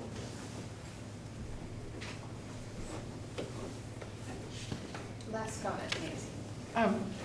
Interestingly enough, I just happened to learn that if you're a town that wants to do a reappraisal because your CLA is low and you'd like to get it up high so that your tax rate goes down, you've got about a year's wait now to get a reappraisal even started. So that's a little problem that maybe our legislature could help us with. It's kind of a double-edged sword too, because once you get reappraised at the right market value, then your taxes. Well, but the CLA is applied after that tax rate is set. But if you increase the value of your property, it's a wash. That's the whole idea behind the CLA. It is Until. after the CLA is applied. Right. Great. So now we'll come back. I feel like we've sort of touched on some benefits and trade-offs as we've gone along. So, I mean, unless somebody's got one that they specifically thought of as a benefit or a trade-off that they want to add now, speak up. Now's your chance. Hannah. We're talking a lot about school choice and having middle school and then high school have school choice and then not having high school and having school choice. But with school choice, I'm just thinking with the schools that are like private school kids, how do we make sure that every student gets what they need, like academically and socially and just like across the board?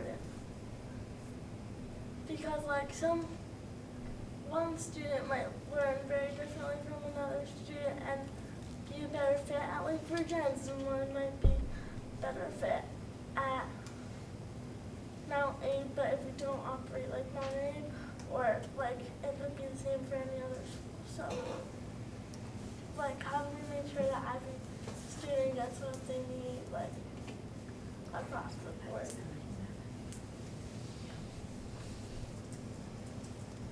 Thank you. That might be something to add to the trade-offs under choice. Just that, well, I think we brought this up at the last workshop, and that was when you do, we don't operate the high school, we have no real say over how they're taught, in essence.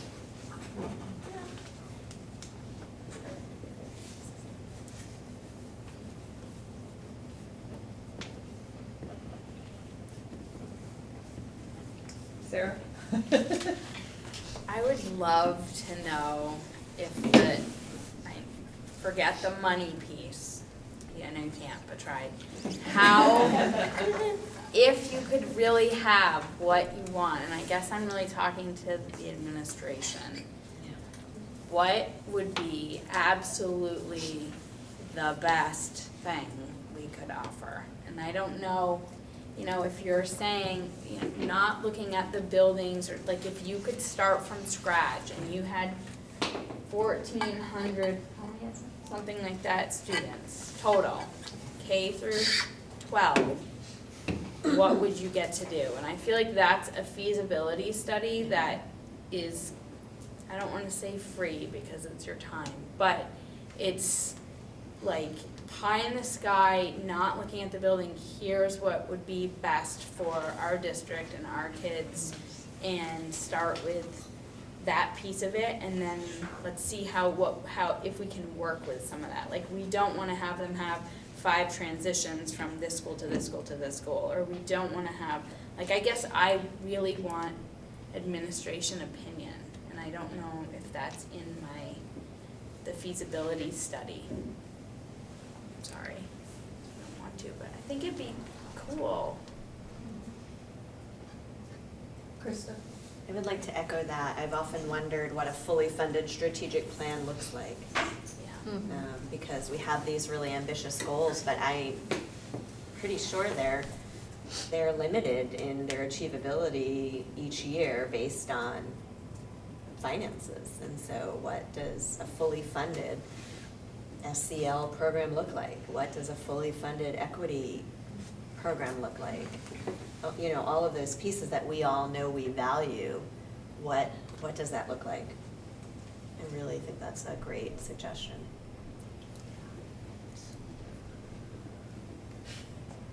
Well, I think it sounds like a great activity. I mean, I'd love to participate I'm a fan in of dreaming big, so. But Well, I'm like, could you work in, like, if we knew this is what we're striving for, then I think we would have a stronger way of being able to maneuver through these options. Like, this is why this option is better than this option, as far as, like, without the cost piece, but like, I think we need more pros and cons that are related to the education. Steve? Well, I think also, when you do that, it's a little easier to try to tailor something that looks like all of these community values that we've got listed. It's trying to fit some of these scenarios into that piece of paper. There's some tough work.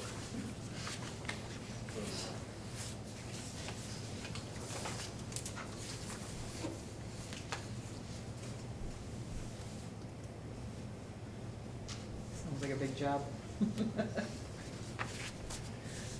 I'm up for it. I do think that from a process, so that is very intriguing, and I like the idea. And it's 2 board members' thoughts right now.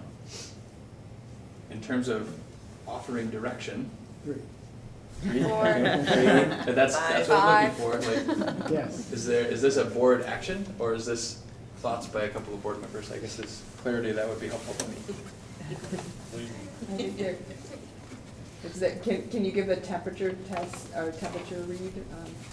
How everybody's, this is yes, this is you can live with it, and that's no way.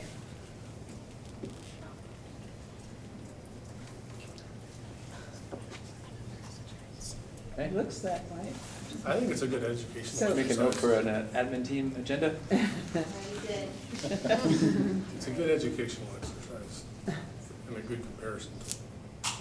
The only reason I did thumbs this way is I also have an unsustainable job where I can never get everything done. So I just feel like that's, you know, I mean, these guys are busy and. Yeah.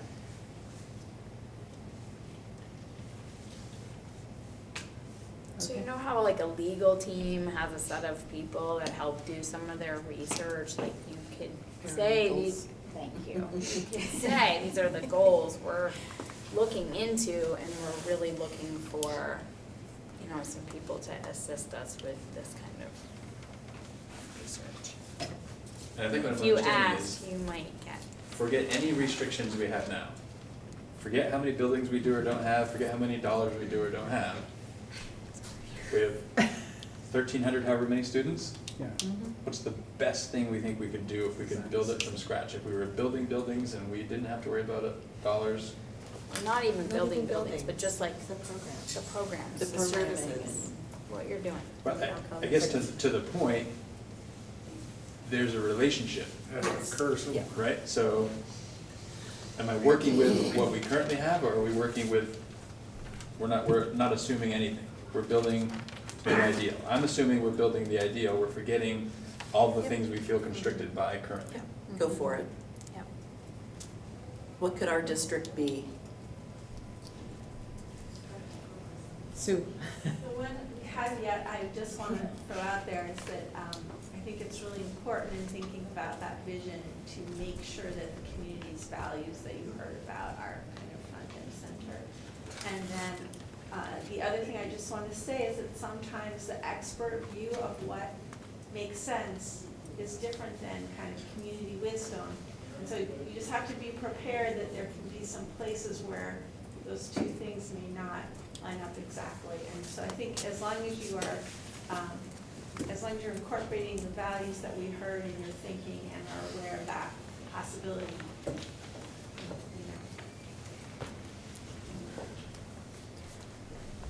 Kevin. I totally understand what you're saying, and we've already talked about the community values as worked through, pretty much aligned with the strategic plan. But there again, if Patrick thinks too much about what the community's gonna think, he's giving himself a constraint. So, yeah, it's a balance, but shouldn't get hung up on it, is my caution. Steve. I really see it as kind of a learning exercise. I mean, I'm not sure there's anybody sitting here right now who thinks whatever Patrick comes up with is something we're just going to be able to execute. It's probably gonna be a hard thing to come up with, you know, the resources to do a lot of these scenarios, but it's just a whole different perspective on the problem. And I know when I'm working on something, I love to get different perspectives I haven't thought about. So if there's a different perspective, a different angle, you usually can learn something from it. Maybe not the whole thing, but pieces and parts are helpful. Allison. And I'd just like to point out to the strategic goals and our ends policy, and then the revision that you did to the monitoring report in terms of talking about the academic outcomes of those with economic means versus those who don't have economic means, the free and reduced lunch kids. I don't know if the race was a part of that, but there was, once you got more into that data, it became very clear where our supports were desperately needed and going to help those students and not just be, well, we need more AP classes. Well, that may not necessarily address 70% of the kids that need help, that need support. So I think that new data that we have now is helping guide that in a better fashion, with more, I'm hoping, direction. So I think coming up with what would be the best for our district is a good exercise, especially given the new data that we haven't really seen in the past, but it's been brought forward this year. That was very helpful and enlightening to see. So I just have a process question. Does that mean we're gonna wait to deal with scenarios before we get this other information? Or are we just deflecting from the really hard stuff here to talk about something that's really, nice to think about? But I feel like new business I'm in, sometimes that happens when you're talking about something difficult. So I was Talk having about that something else. very same thought, thinking, yes, it is nice to come at it from another perspective, but are we just avoiding the hard work, the hard choice, or the hard part that has to be where we take a step to study these scenarios? Right. Means we're gonna have to get more information and have to keep working on this hard stuff. I have that feeling, like, are we just finding ways to avoid what we don't really want to go, the road we don't wanna go down? Kevin? Oh, I wouldn't suggest, I think what Patrick's vision is comes along with the whole thing, it's not that we should be, or I'm hoping we're not, thinking that we're gonna get that and then we'll chew on these somewhere. So I think it goes in step with, clarifies the process. Annie, I'm seeing you nod your head. I want to give you an opportunity. You haven't said anything. That's what I was thinking too. I was just Okay. thinking the same thing. That's kind of Allison? I think if Patrick and his administrative team do that, or however they do it, if they do that work, it helps guide us in determining how we configure things. Does it make sense to have a K through 8 based on what the best practices and that kind of thing would be? Is something that Sarah had said. You had said something about doing the best that we can and having that information guide what we want to do. Because if we don't know what we want to do, then why are we even doing this? If we know we're trying to reduce costs, okay, yeah.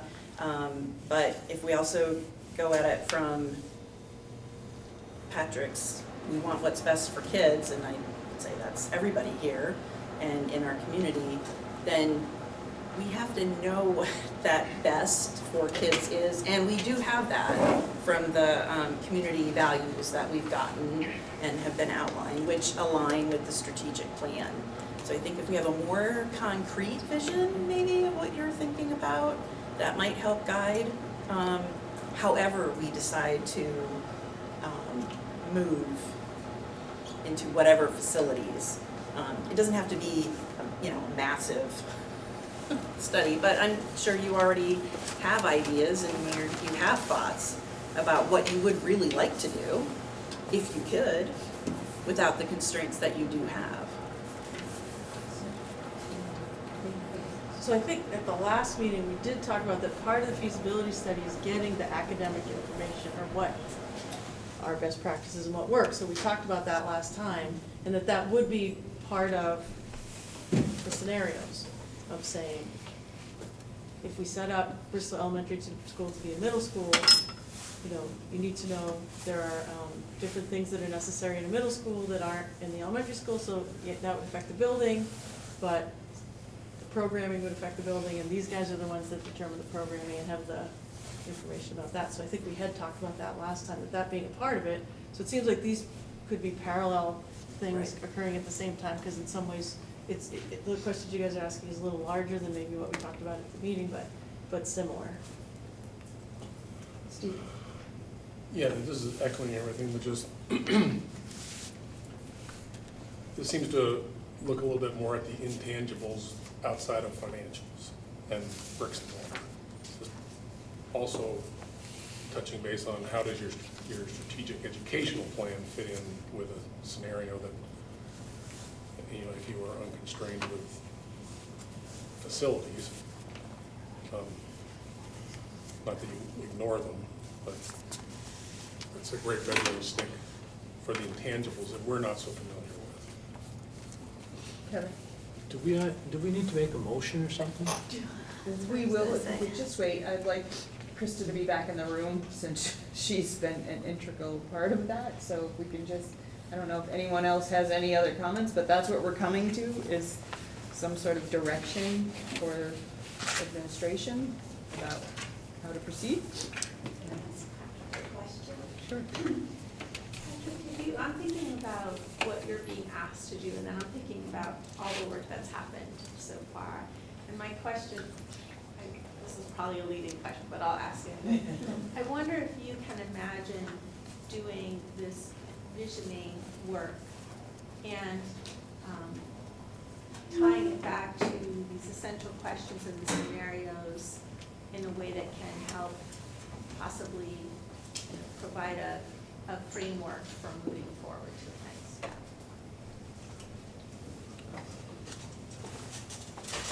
While you're thinking, I was thinking almost the exact same thing. Thank you very much.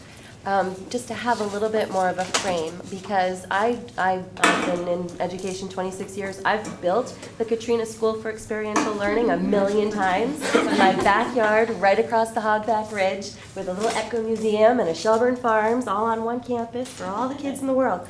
So I've done that. It's very fun. I go there many, many times. And I'm just not sure how that, on a bigger scale with the whole team, is really going to help you move the work forward. And I would also echo, we've done so much of that. And part of the work that we did just to build us up to the retreat, to have us all come here that day, was around programmatic pros and cons. So I don't think it would be difficult for us to go back and revisit that conversation in sort of the encasement of the scenarios and the community values. So a little bit more of a frame than an all-out visioning that I'm happy to do any old time. But I just really want this to be useful to the community and also not ever come across as being at odds with what our towns are looking for. And that's where my mind was going as you were asking the question, Sue, was to some extent we've done that in that as an admin team we talked a lot about what we heard from the community, what we thought philosophically from a programmatic perspective made sense, and frankly that's what created scenario 2A and 2B that were introduced at the retreat. We didn't do that from a perspective of we have no constraints. We sort of acknowledged there were constraints and built that in. So your question was, can I see a way of connecting this visioning with the process? I struggle a little bit to see the connection from the visioning to the process without the constraints. Or maybe even worse, what I envision could end up steering the process and the conversation in a way that maybe it shouldn't be steered, and creating significant controversy. Like if what we dream up looks exactly like one of these scenarios, what impact does that have on the process that we're involved in? I'm not sure. And what unintended consequences might that create? So those are definitely some wonderings I have. Yeah, I guess that's where my thinking is. It's a good point. We did intentionally do the entire process to be community and then board driven and not driven by administration, right? That was our Bottom up. Yeah. Okay. And that was part of it. Like I think that's what I envisioned the retreat being. I thought it was a lot of time, appropriately so, was invested in getting community voice. And there were definitely educators mixed into the community, but the focus was on community voice. And the retreat was an opportunity for the board to have, from an educational perspective, bringing its educational leaders to the table, understanding implications programmatically for kids, and to have the board really weigh community voice, financial realities, programmatic benefits, and trade-offs, to position the board to understand how do we want to move this forward. Again, all under the umbrella of working within constraints we have. I feel like that happened, and I feel like 2A and 2B, so there were 3 scenarios that when we engaged in this process as an admin team that made sense to us to study further. And those 3 scenarios were 2A, 2B, and 7, and they're 3 of the 4 that are here. So that's great. So I don't know what more, I don't know what more to bring. It would be an interesting exercise, dreaming bigger than what we've done. I don't know. Sarah? How about just clarifying the benefits, you know, academically, like, for these different scenarios? Like, I think we're not, I think that's the piece of it that we're sort of missing, is like, why, what would make you choose, and I actually do, I think your opinion's valuable, like, you're our leader, and what would make 2A more appealing than 2B academically, programmatically, meeting the needs of more kids, or vice versa, like, where, I guess I don't think there's enough meat in, or it needs to be, these benefits and trade-offs need to actually be based on a cost thing, based on an academic and a community values thing. That's in some ways its own column. And I guess to respond to that a little bit, I have been and as of right now at least plan to remain, I think there's risk in me saying I think it ought to be this one. Right.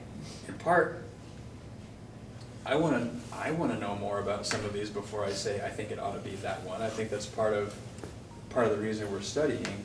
And I also recognize, so the average tenure of a superintendent is 3 years. This is way bigger than a 3-year decision. This has to be something that has loads of community input. It has to be a community decision, because this is gonna be a decision that way outlasts my time as superintendent. And I recognize the value as the educational leader in informing the decision.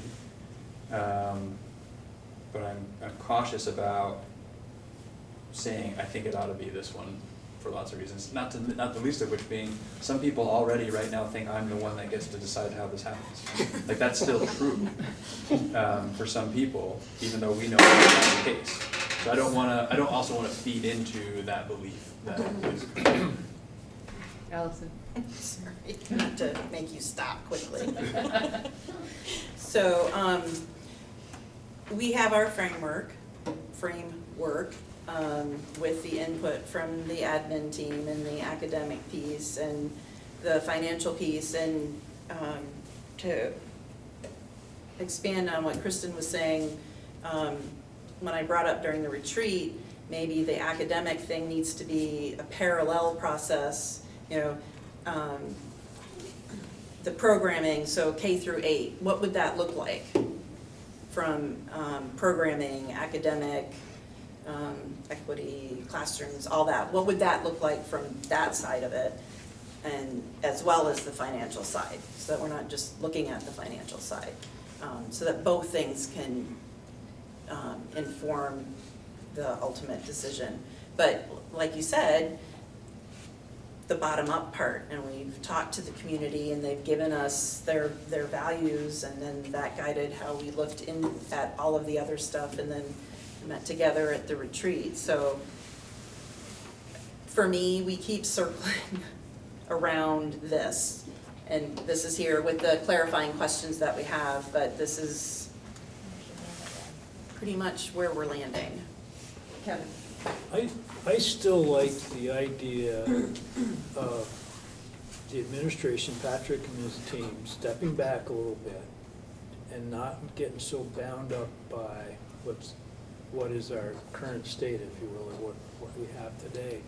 And maybe listening to the conversation, maybe that's just the coalescing of all the thoughts that were put into the different scenarios and bring them out to a little bit of an abstract so that we can have a, just like the status quo, number one, is gonna be our golden standard as to whether we're making progress or not as far as making things more financially secure or whatever.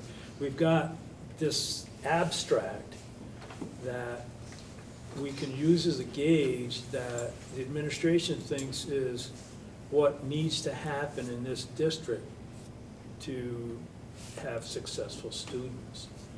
And like I said, it could be Katrina's mountain campus or whatever, but maybe it's just pulling out all these little pieces and parts and saying, okay, this is that ball of wax, and as you develop your scenarios, it's just another sanity check against the facilities in scenario one as to if we're hitting our targets or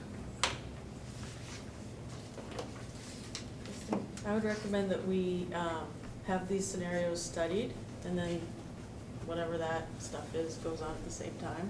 It seems like people would like every aspect of scenario 1, 2A, 2B, and 7 to be looked at. And I think we should move ahead with that. And again, knowing that the answers may lead us to other questions and other scenarios. Is that a motion? No, just a suggestion. Sounded like a motion to me. That's how it's right now, right now. I'd second that. Yeah. So, Kristen, I would suggest. would you consider a motion to direct the superintendent to enlist a consultant to study the 4 scenarios, 1, 2A, 2B, 7, along with identifying the academic benefits? Correct, that's a great way to put it. Needed to consider? And if we could add, knowing that the study may lead to more questions and other possible scenarios. And I wonder if perhaps the motion's made, is there any language to this motion, or is it a separate motion to involve some subcommittee of this board to be part of that process? Let's do a different one, it's already kind of long. I think, and. Run-on sentence. Yeah, one It has to big be run. grammatically correct. I think that's another action to establish that, and maybe that is something we could establish as we reorganize, because we're gonna reorganize in less than a month. So we could establish at that time, that committee, and appoint members to it. Because it's unlikely that there's gonna be studies brought back. At this point, you're gonna have to go out and figure out how to reach a consultant. It's months away, yeah. Steve? Well, I also wonder in this motion, are we going to address the sub-scenarios that we discussed earlier? Like 7 had 2 and These are all under 7. 1 had 3. and- Yeah, I think that they're covered on this sort of list that are there and in our essential questions and. Well, are we adding 1.1 for Kevin's note? Are we doing K through 8 for 7 with no high school and K through 8 with a joint? How many papers to look at? It's on 2A. Possible I'm just- modifications It's on were 2A. covered in this, in these additional questions that were around some of them. So we're just going to rely on the questions instead of modifying the scenarios? I think that's what, when we looked at modifications, I think that we all came back to the 4 scenarios, just more details was what our questions went around. Would you agree, Sue? When I was listening, I felt like what Kevin was suggesting about scenario 1 wasn't actually modifications to the scenario, but it was essential questions that he wanted to have answered in looking at that scenario. which I think you captured. I would say, though, that there were some modifications to the fourth scenario, which is called Scenario 7, which included looking at one K-8 school and high school choice, and then it sounded like the group also was interested in the possibility of continuing to operate all the elementary schools along with either high school choice or a partnership. So that was the specific modification that I thought I heard to the scenarios. Is there not another scenario that's just splitting the K-8 two elementary schools? Was that That anything? was 2B.1, I think. Okay. 2B and then choice, right, that's what that was. 2C, that was 2C.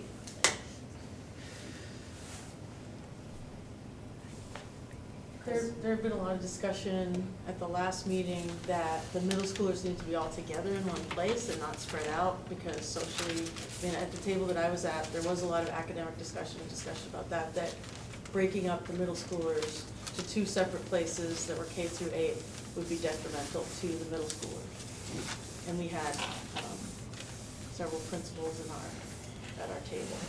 So I didn't hear tonight that we were gonna study that. I hadn't heard that previously.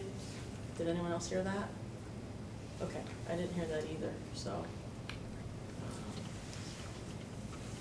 Yeah, I don't think that's. But the keeping the middle schoolers together en masse in any of these situations would be preferable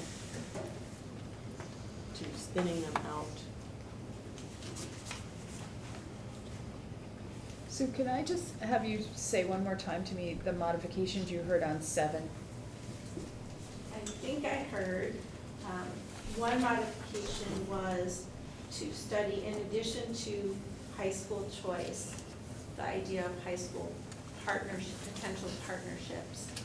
And the other modification I thought I heard was to also consider keeping the elementary schools and not operating the high school. I think I heard that one as well. So that's kind of 7, 8, B, and C. And can we add to the motion, so looking at the scenarios and taking into consideration the essential questions? Or is that in there already? Again, not a modification, but just more detail.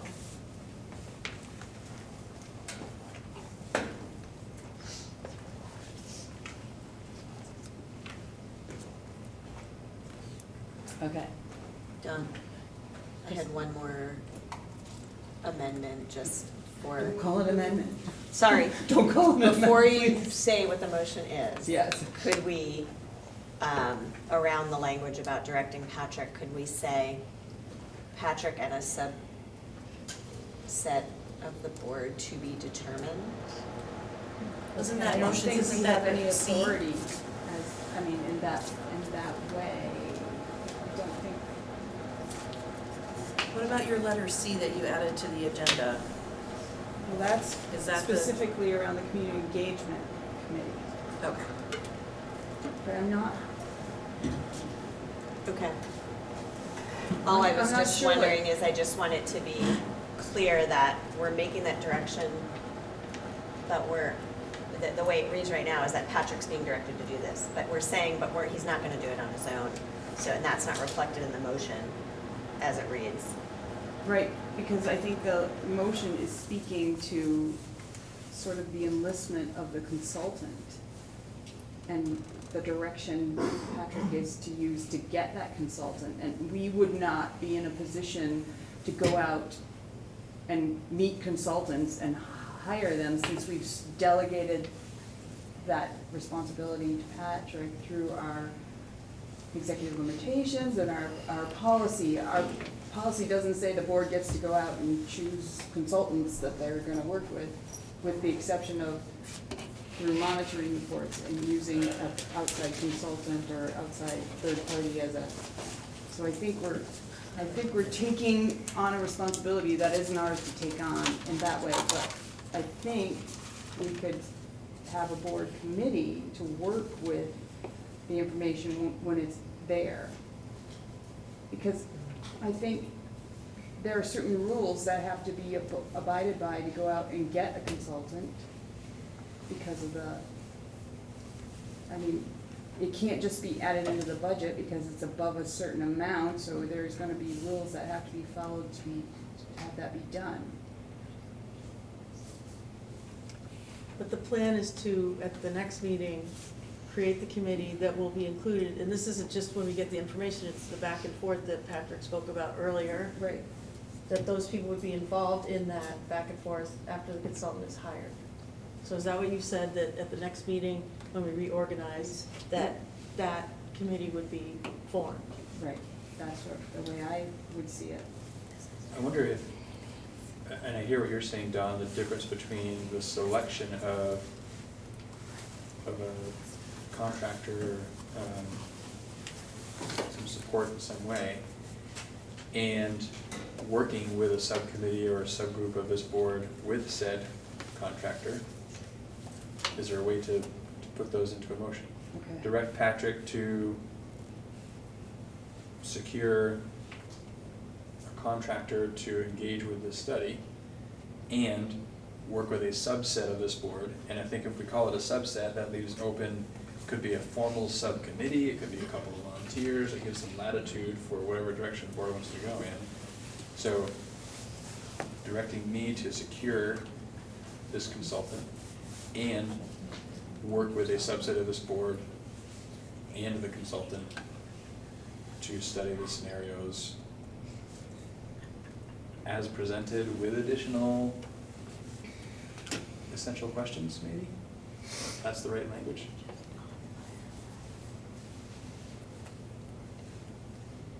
Or as modified per your notes on all of your papers. Great.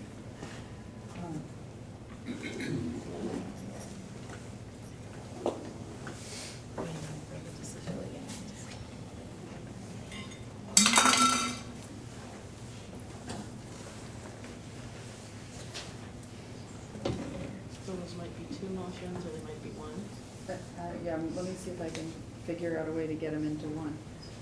And I also, is there a way to include community members in that? Is it just is that just the board? I mean, what if we have a really talented community member that, and maybe that's maybe that's after you've hired the contractor, maybe that's a different piece, but as long as we leave it open not only to how we want to engage with that work, but how the community wants to.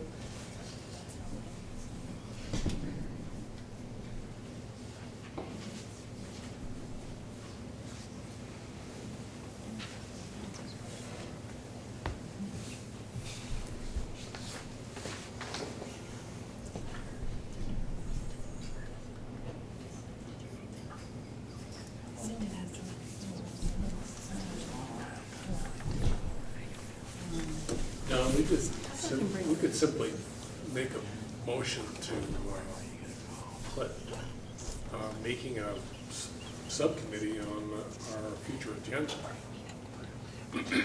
That would put it in the record and we were talking about it, considering it, but we wouldn't have to actually do it tonight.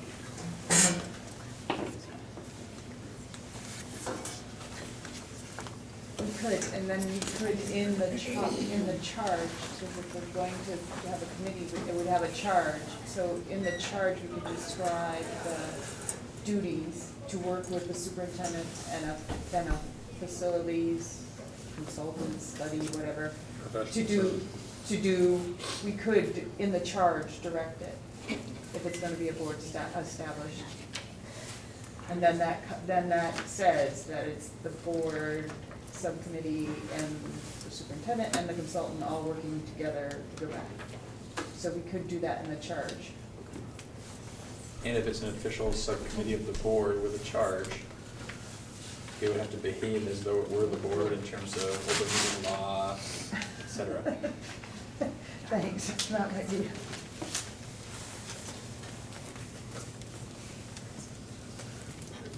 Sue again, I also just wanted to echo what Liz said. I think that you all just had a really positive experience with the community engagement committee of the board that had board members and community members, and so I think it would fit with the spirit of where you've been to continue that with having a way for some meeting members to participate on that. I don't see it really operating much differently than the rental committee. I mean, just in terms of structure. And you can define the Could be makeup community of, volunteers, it could be- Committee, however you of want. the makeup So of you don't need the to put committee it in and the charge. and you can run the meeting, So we're gonna do that part at the next. Meeting. Okay. you run the meeting with less formality than we do. Well, not, yeah, I a mean, you have degree to of follow it. public meeting law, but you don't have to run Robert's rule. And I think you were talking about maybe designing the charge and the committee structure, and then actually appointing people to the committee at the reorganizational meeting in March. Right. Right. So the committee wouldn't be formed until March.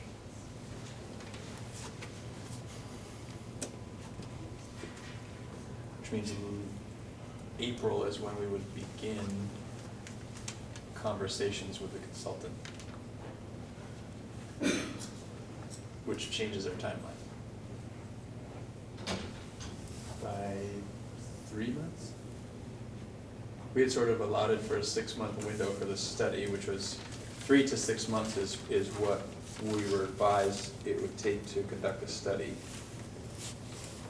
So this squeezes it much closer to the 3-month window if we're looking for the summer retreat to be when we might have a report to review, which is sort of the timeline that we laid out.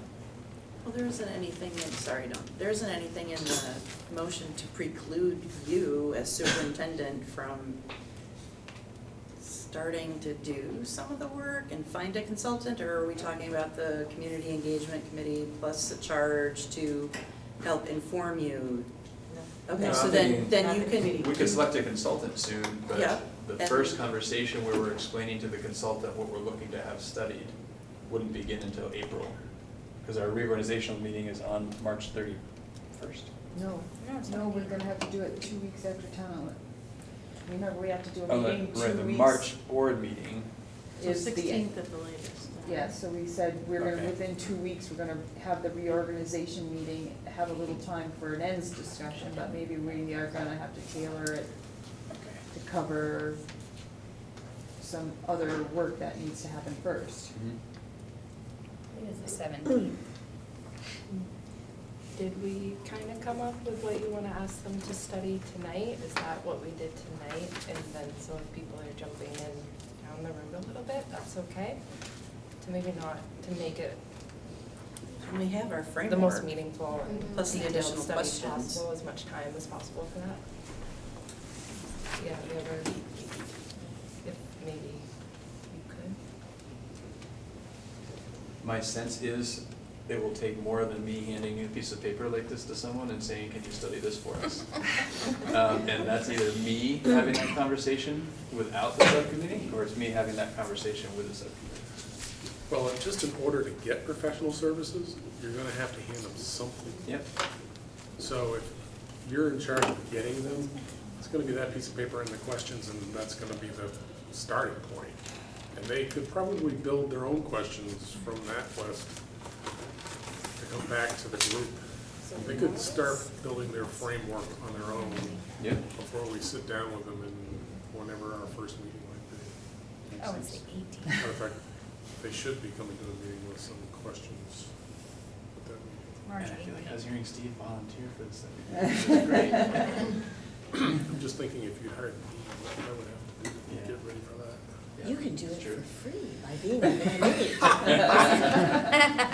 gonna have to. It's an offer you I'm can't gonna have to refuse. abstain here pretty soon. You might want to be quiet. All right, so here's what I think I've gotten down for, it would be a motion to direct the superintendent to enlist a consultant to study the 4 scenarios.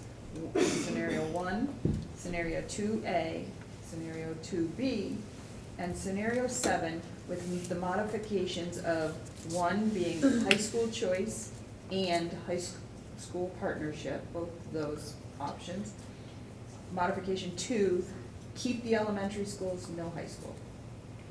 To identify academic benefits needed to consider the scenarios by looking at the scenarios and essential questions. all this, knowing full well that the study may lead to other questions or scenarios. Yes. Does that, did I capture it? Yes. Okay, is there So someone, moved. Andrew? Second. All right, is there a second? Second. Elizabeth? Good All job. right. Any further discussion? Great job, Yeah. All right. Oh, Kevin? I hate to say this because this shouldn't be brought up, but what is the process for hiring a consultant? Is it something that you go out and get multiple? Be given on, Can we hold that thought and finish the? That's the means, right? So It's the we're doing means, the yeah. ends right now. Let's talk about the means. Yeah. Where we're gonna buy our toilet paper, and one thing that was, when someone's talking about means, we'd always say that, and who wants to go price out toilet paper? You know, sorry, but Sorry. I have Okay, single- I'll bring it to you, Chris, if you didn't get it. Yes. All right, March 3rd. at any other 7:01. comment? All right, all those in favor, please say aye. Aye. Any opposed? Any abstentions? Is probably a month's kind of work, like several months. So there wouldn't be a February board meeting where I would report back, and unlikely that it would be a March board meeting where I would report back. But at some point down the road. So that was the piece about identifying the academic benefits were.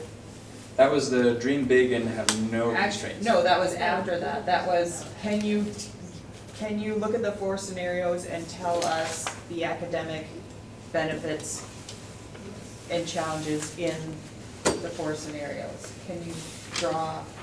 I think that's leading to my confusion. I'm not sure, am I dreaming big with no constraints?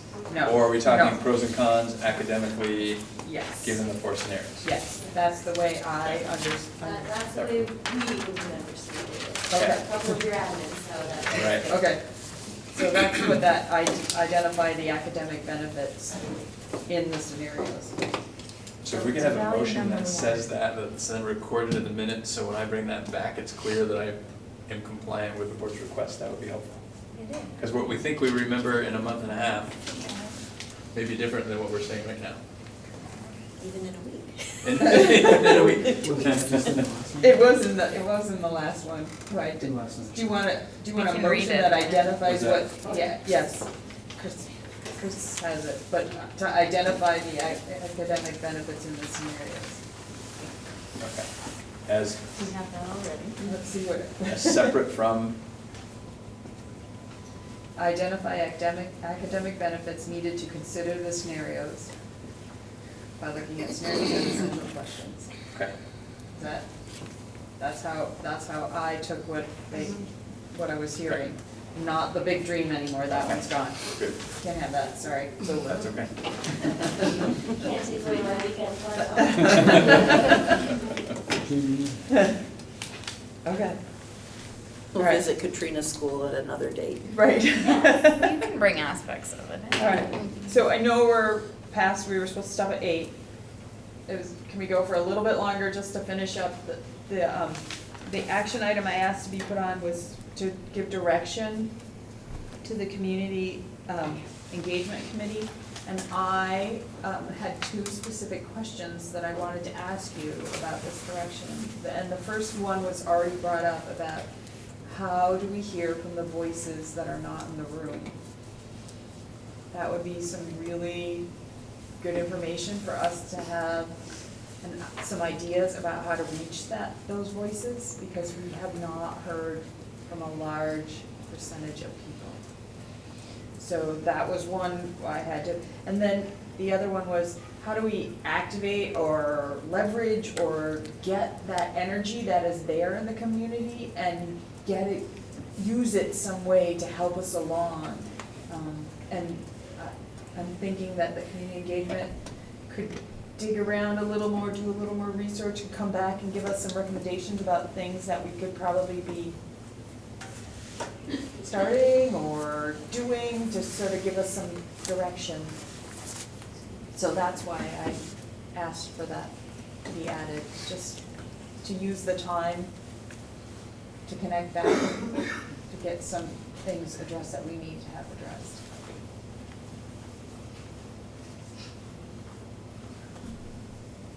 That's great. So do you need a motion? I do. What are we motioning? How about I try and then see if this answers? Try to push the- Move You sure to, you don't want another? I make a motion to ask the Community Engagement Committee to reconvene and look at both how we continue efforts to reach the other 95%. And how we can continue to harness the community energy that came out of our engagement work, particularly around topics that might be part of this process, like advocacy with the legislature, public-private partnerships.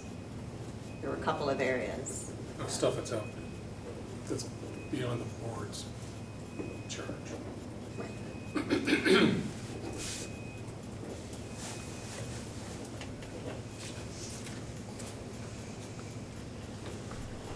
Okay, Krista made that motion.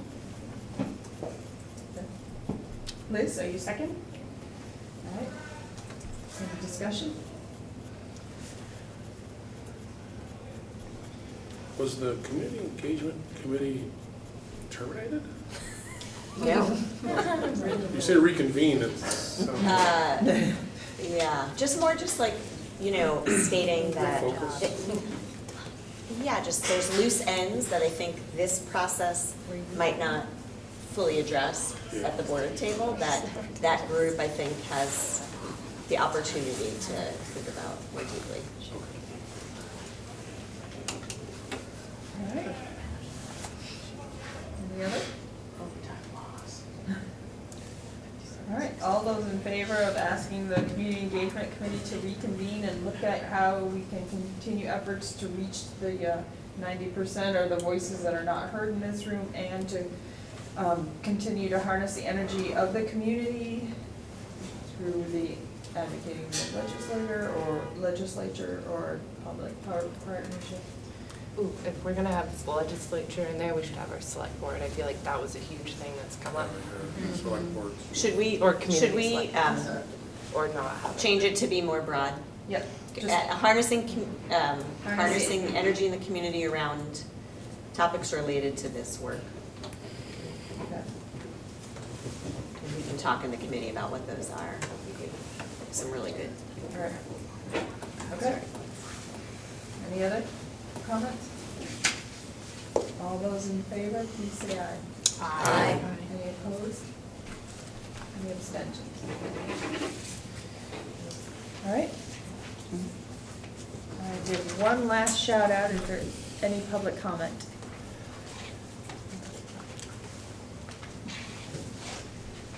Okay, how about a motion to adjourn? I do. Andrew and I Sarah. believe it, every time. All those in favor of adjourning at 8:39, please say aye. Aye. Any opposed? Any abstentions?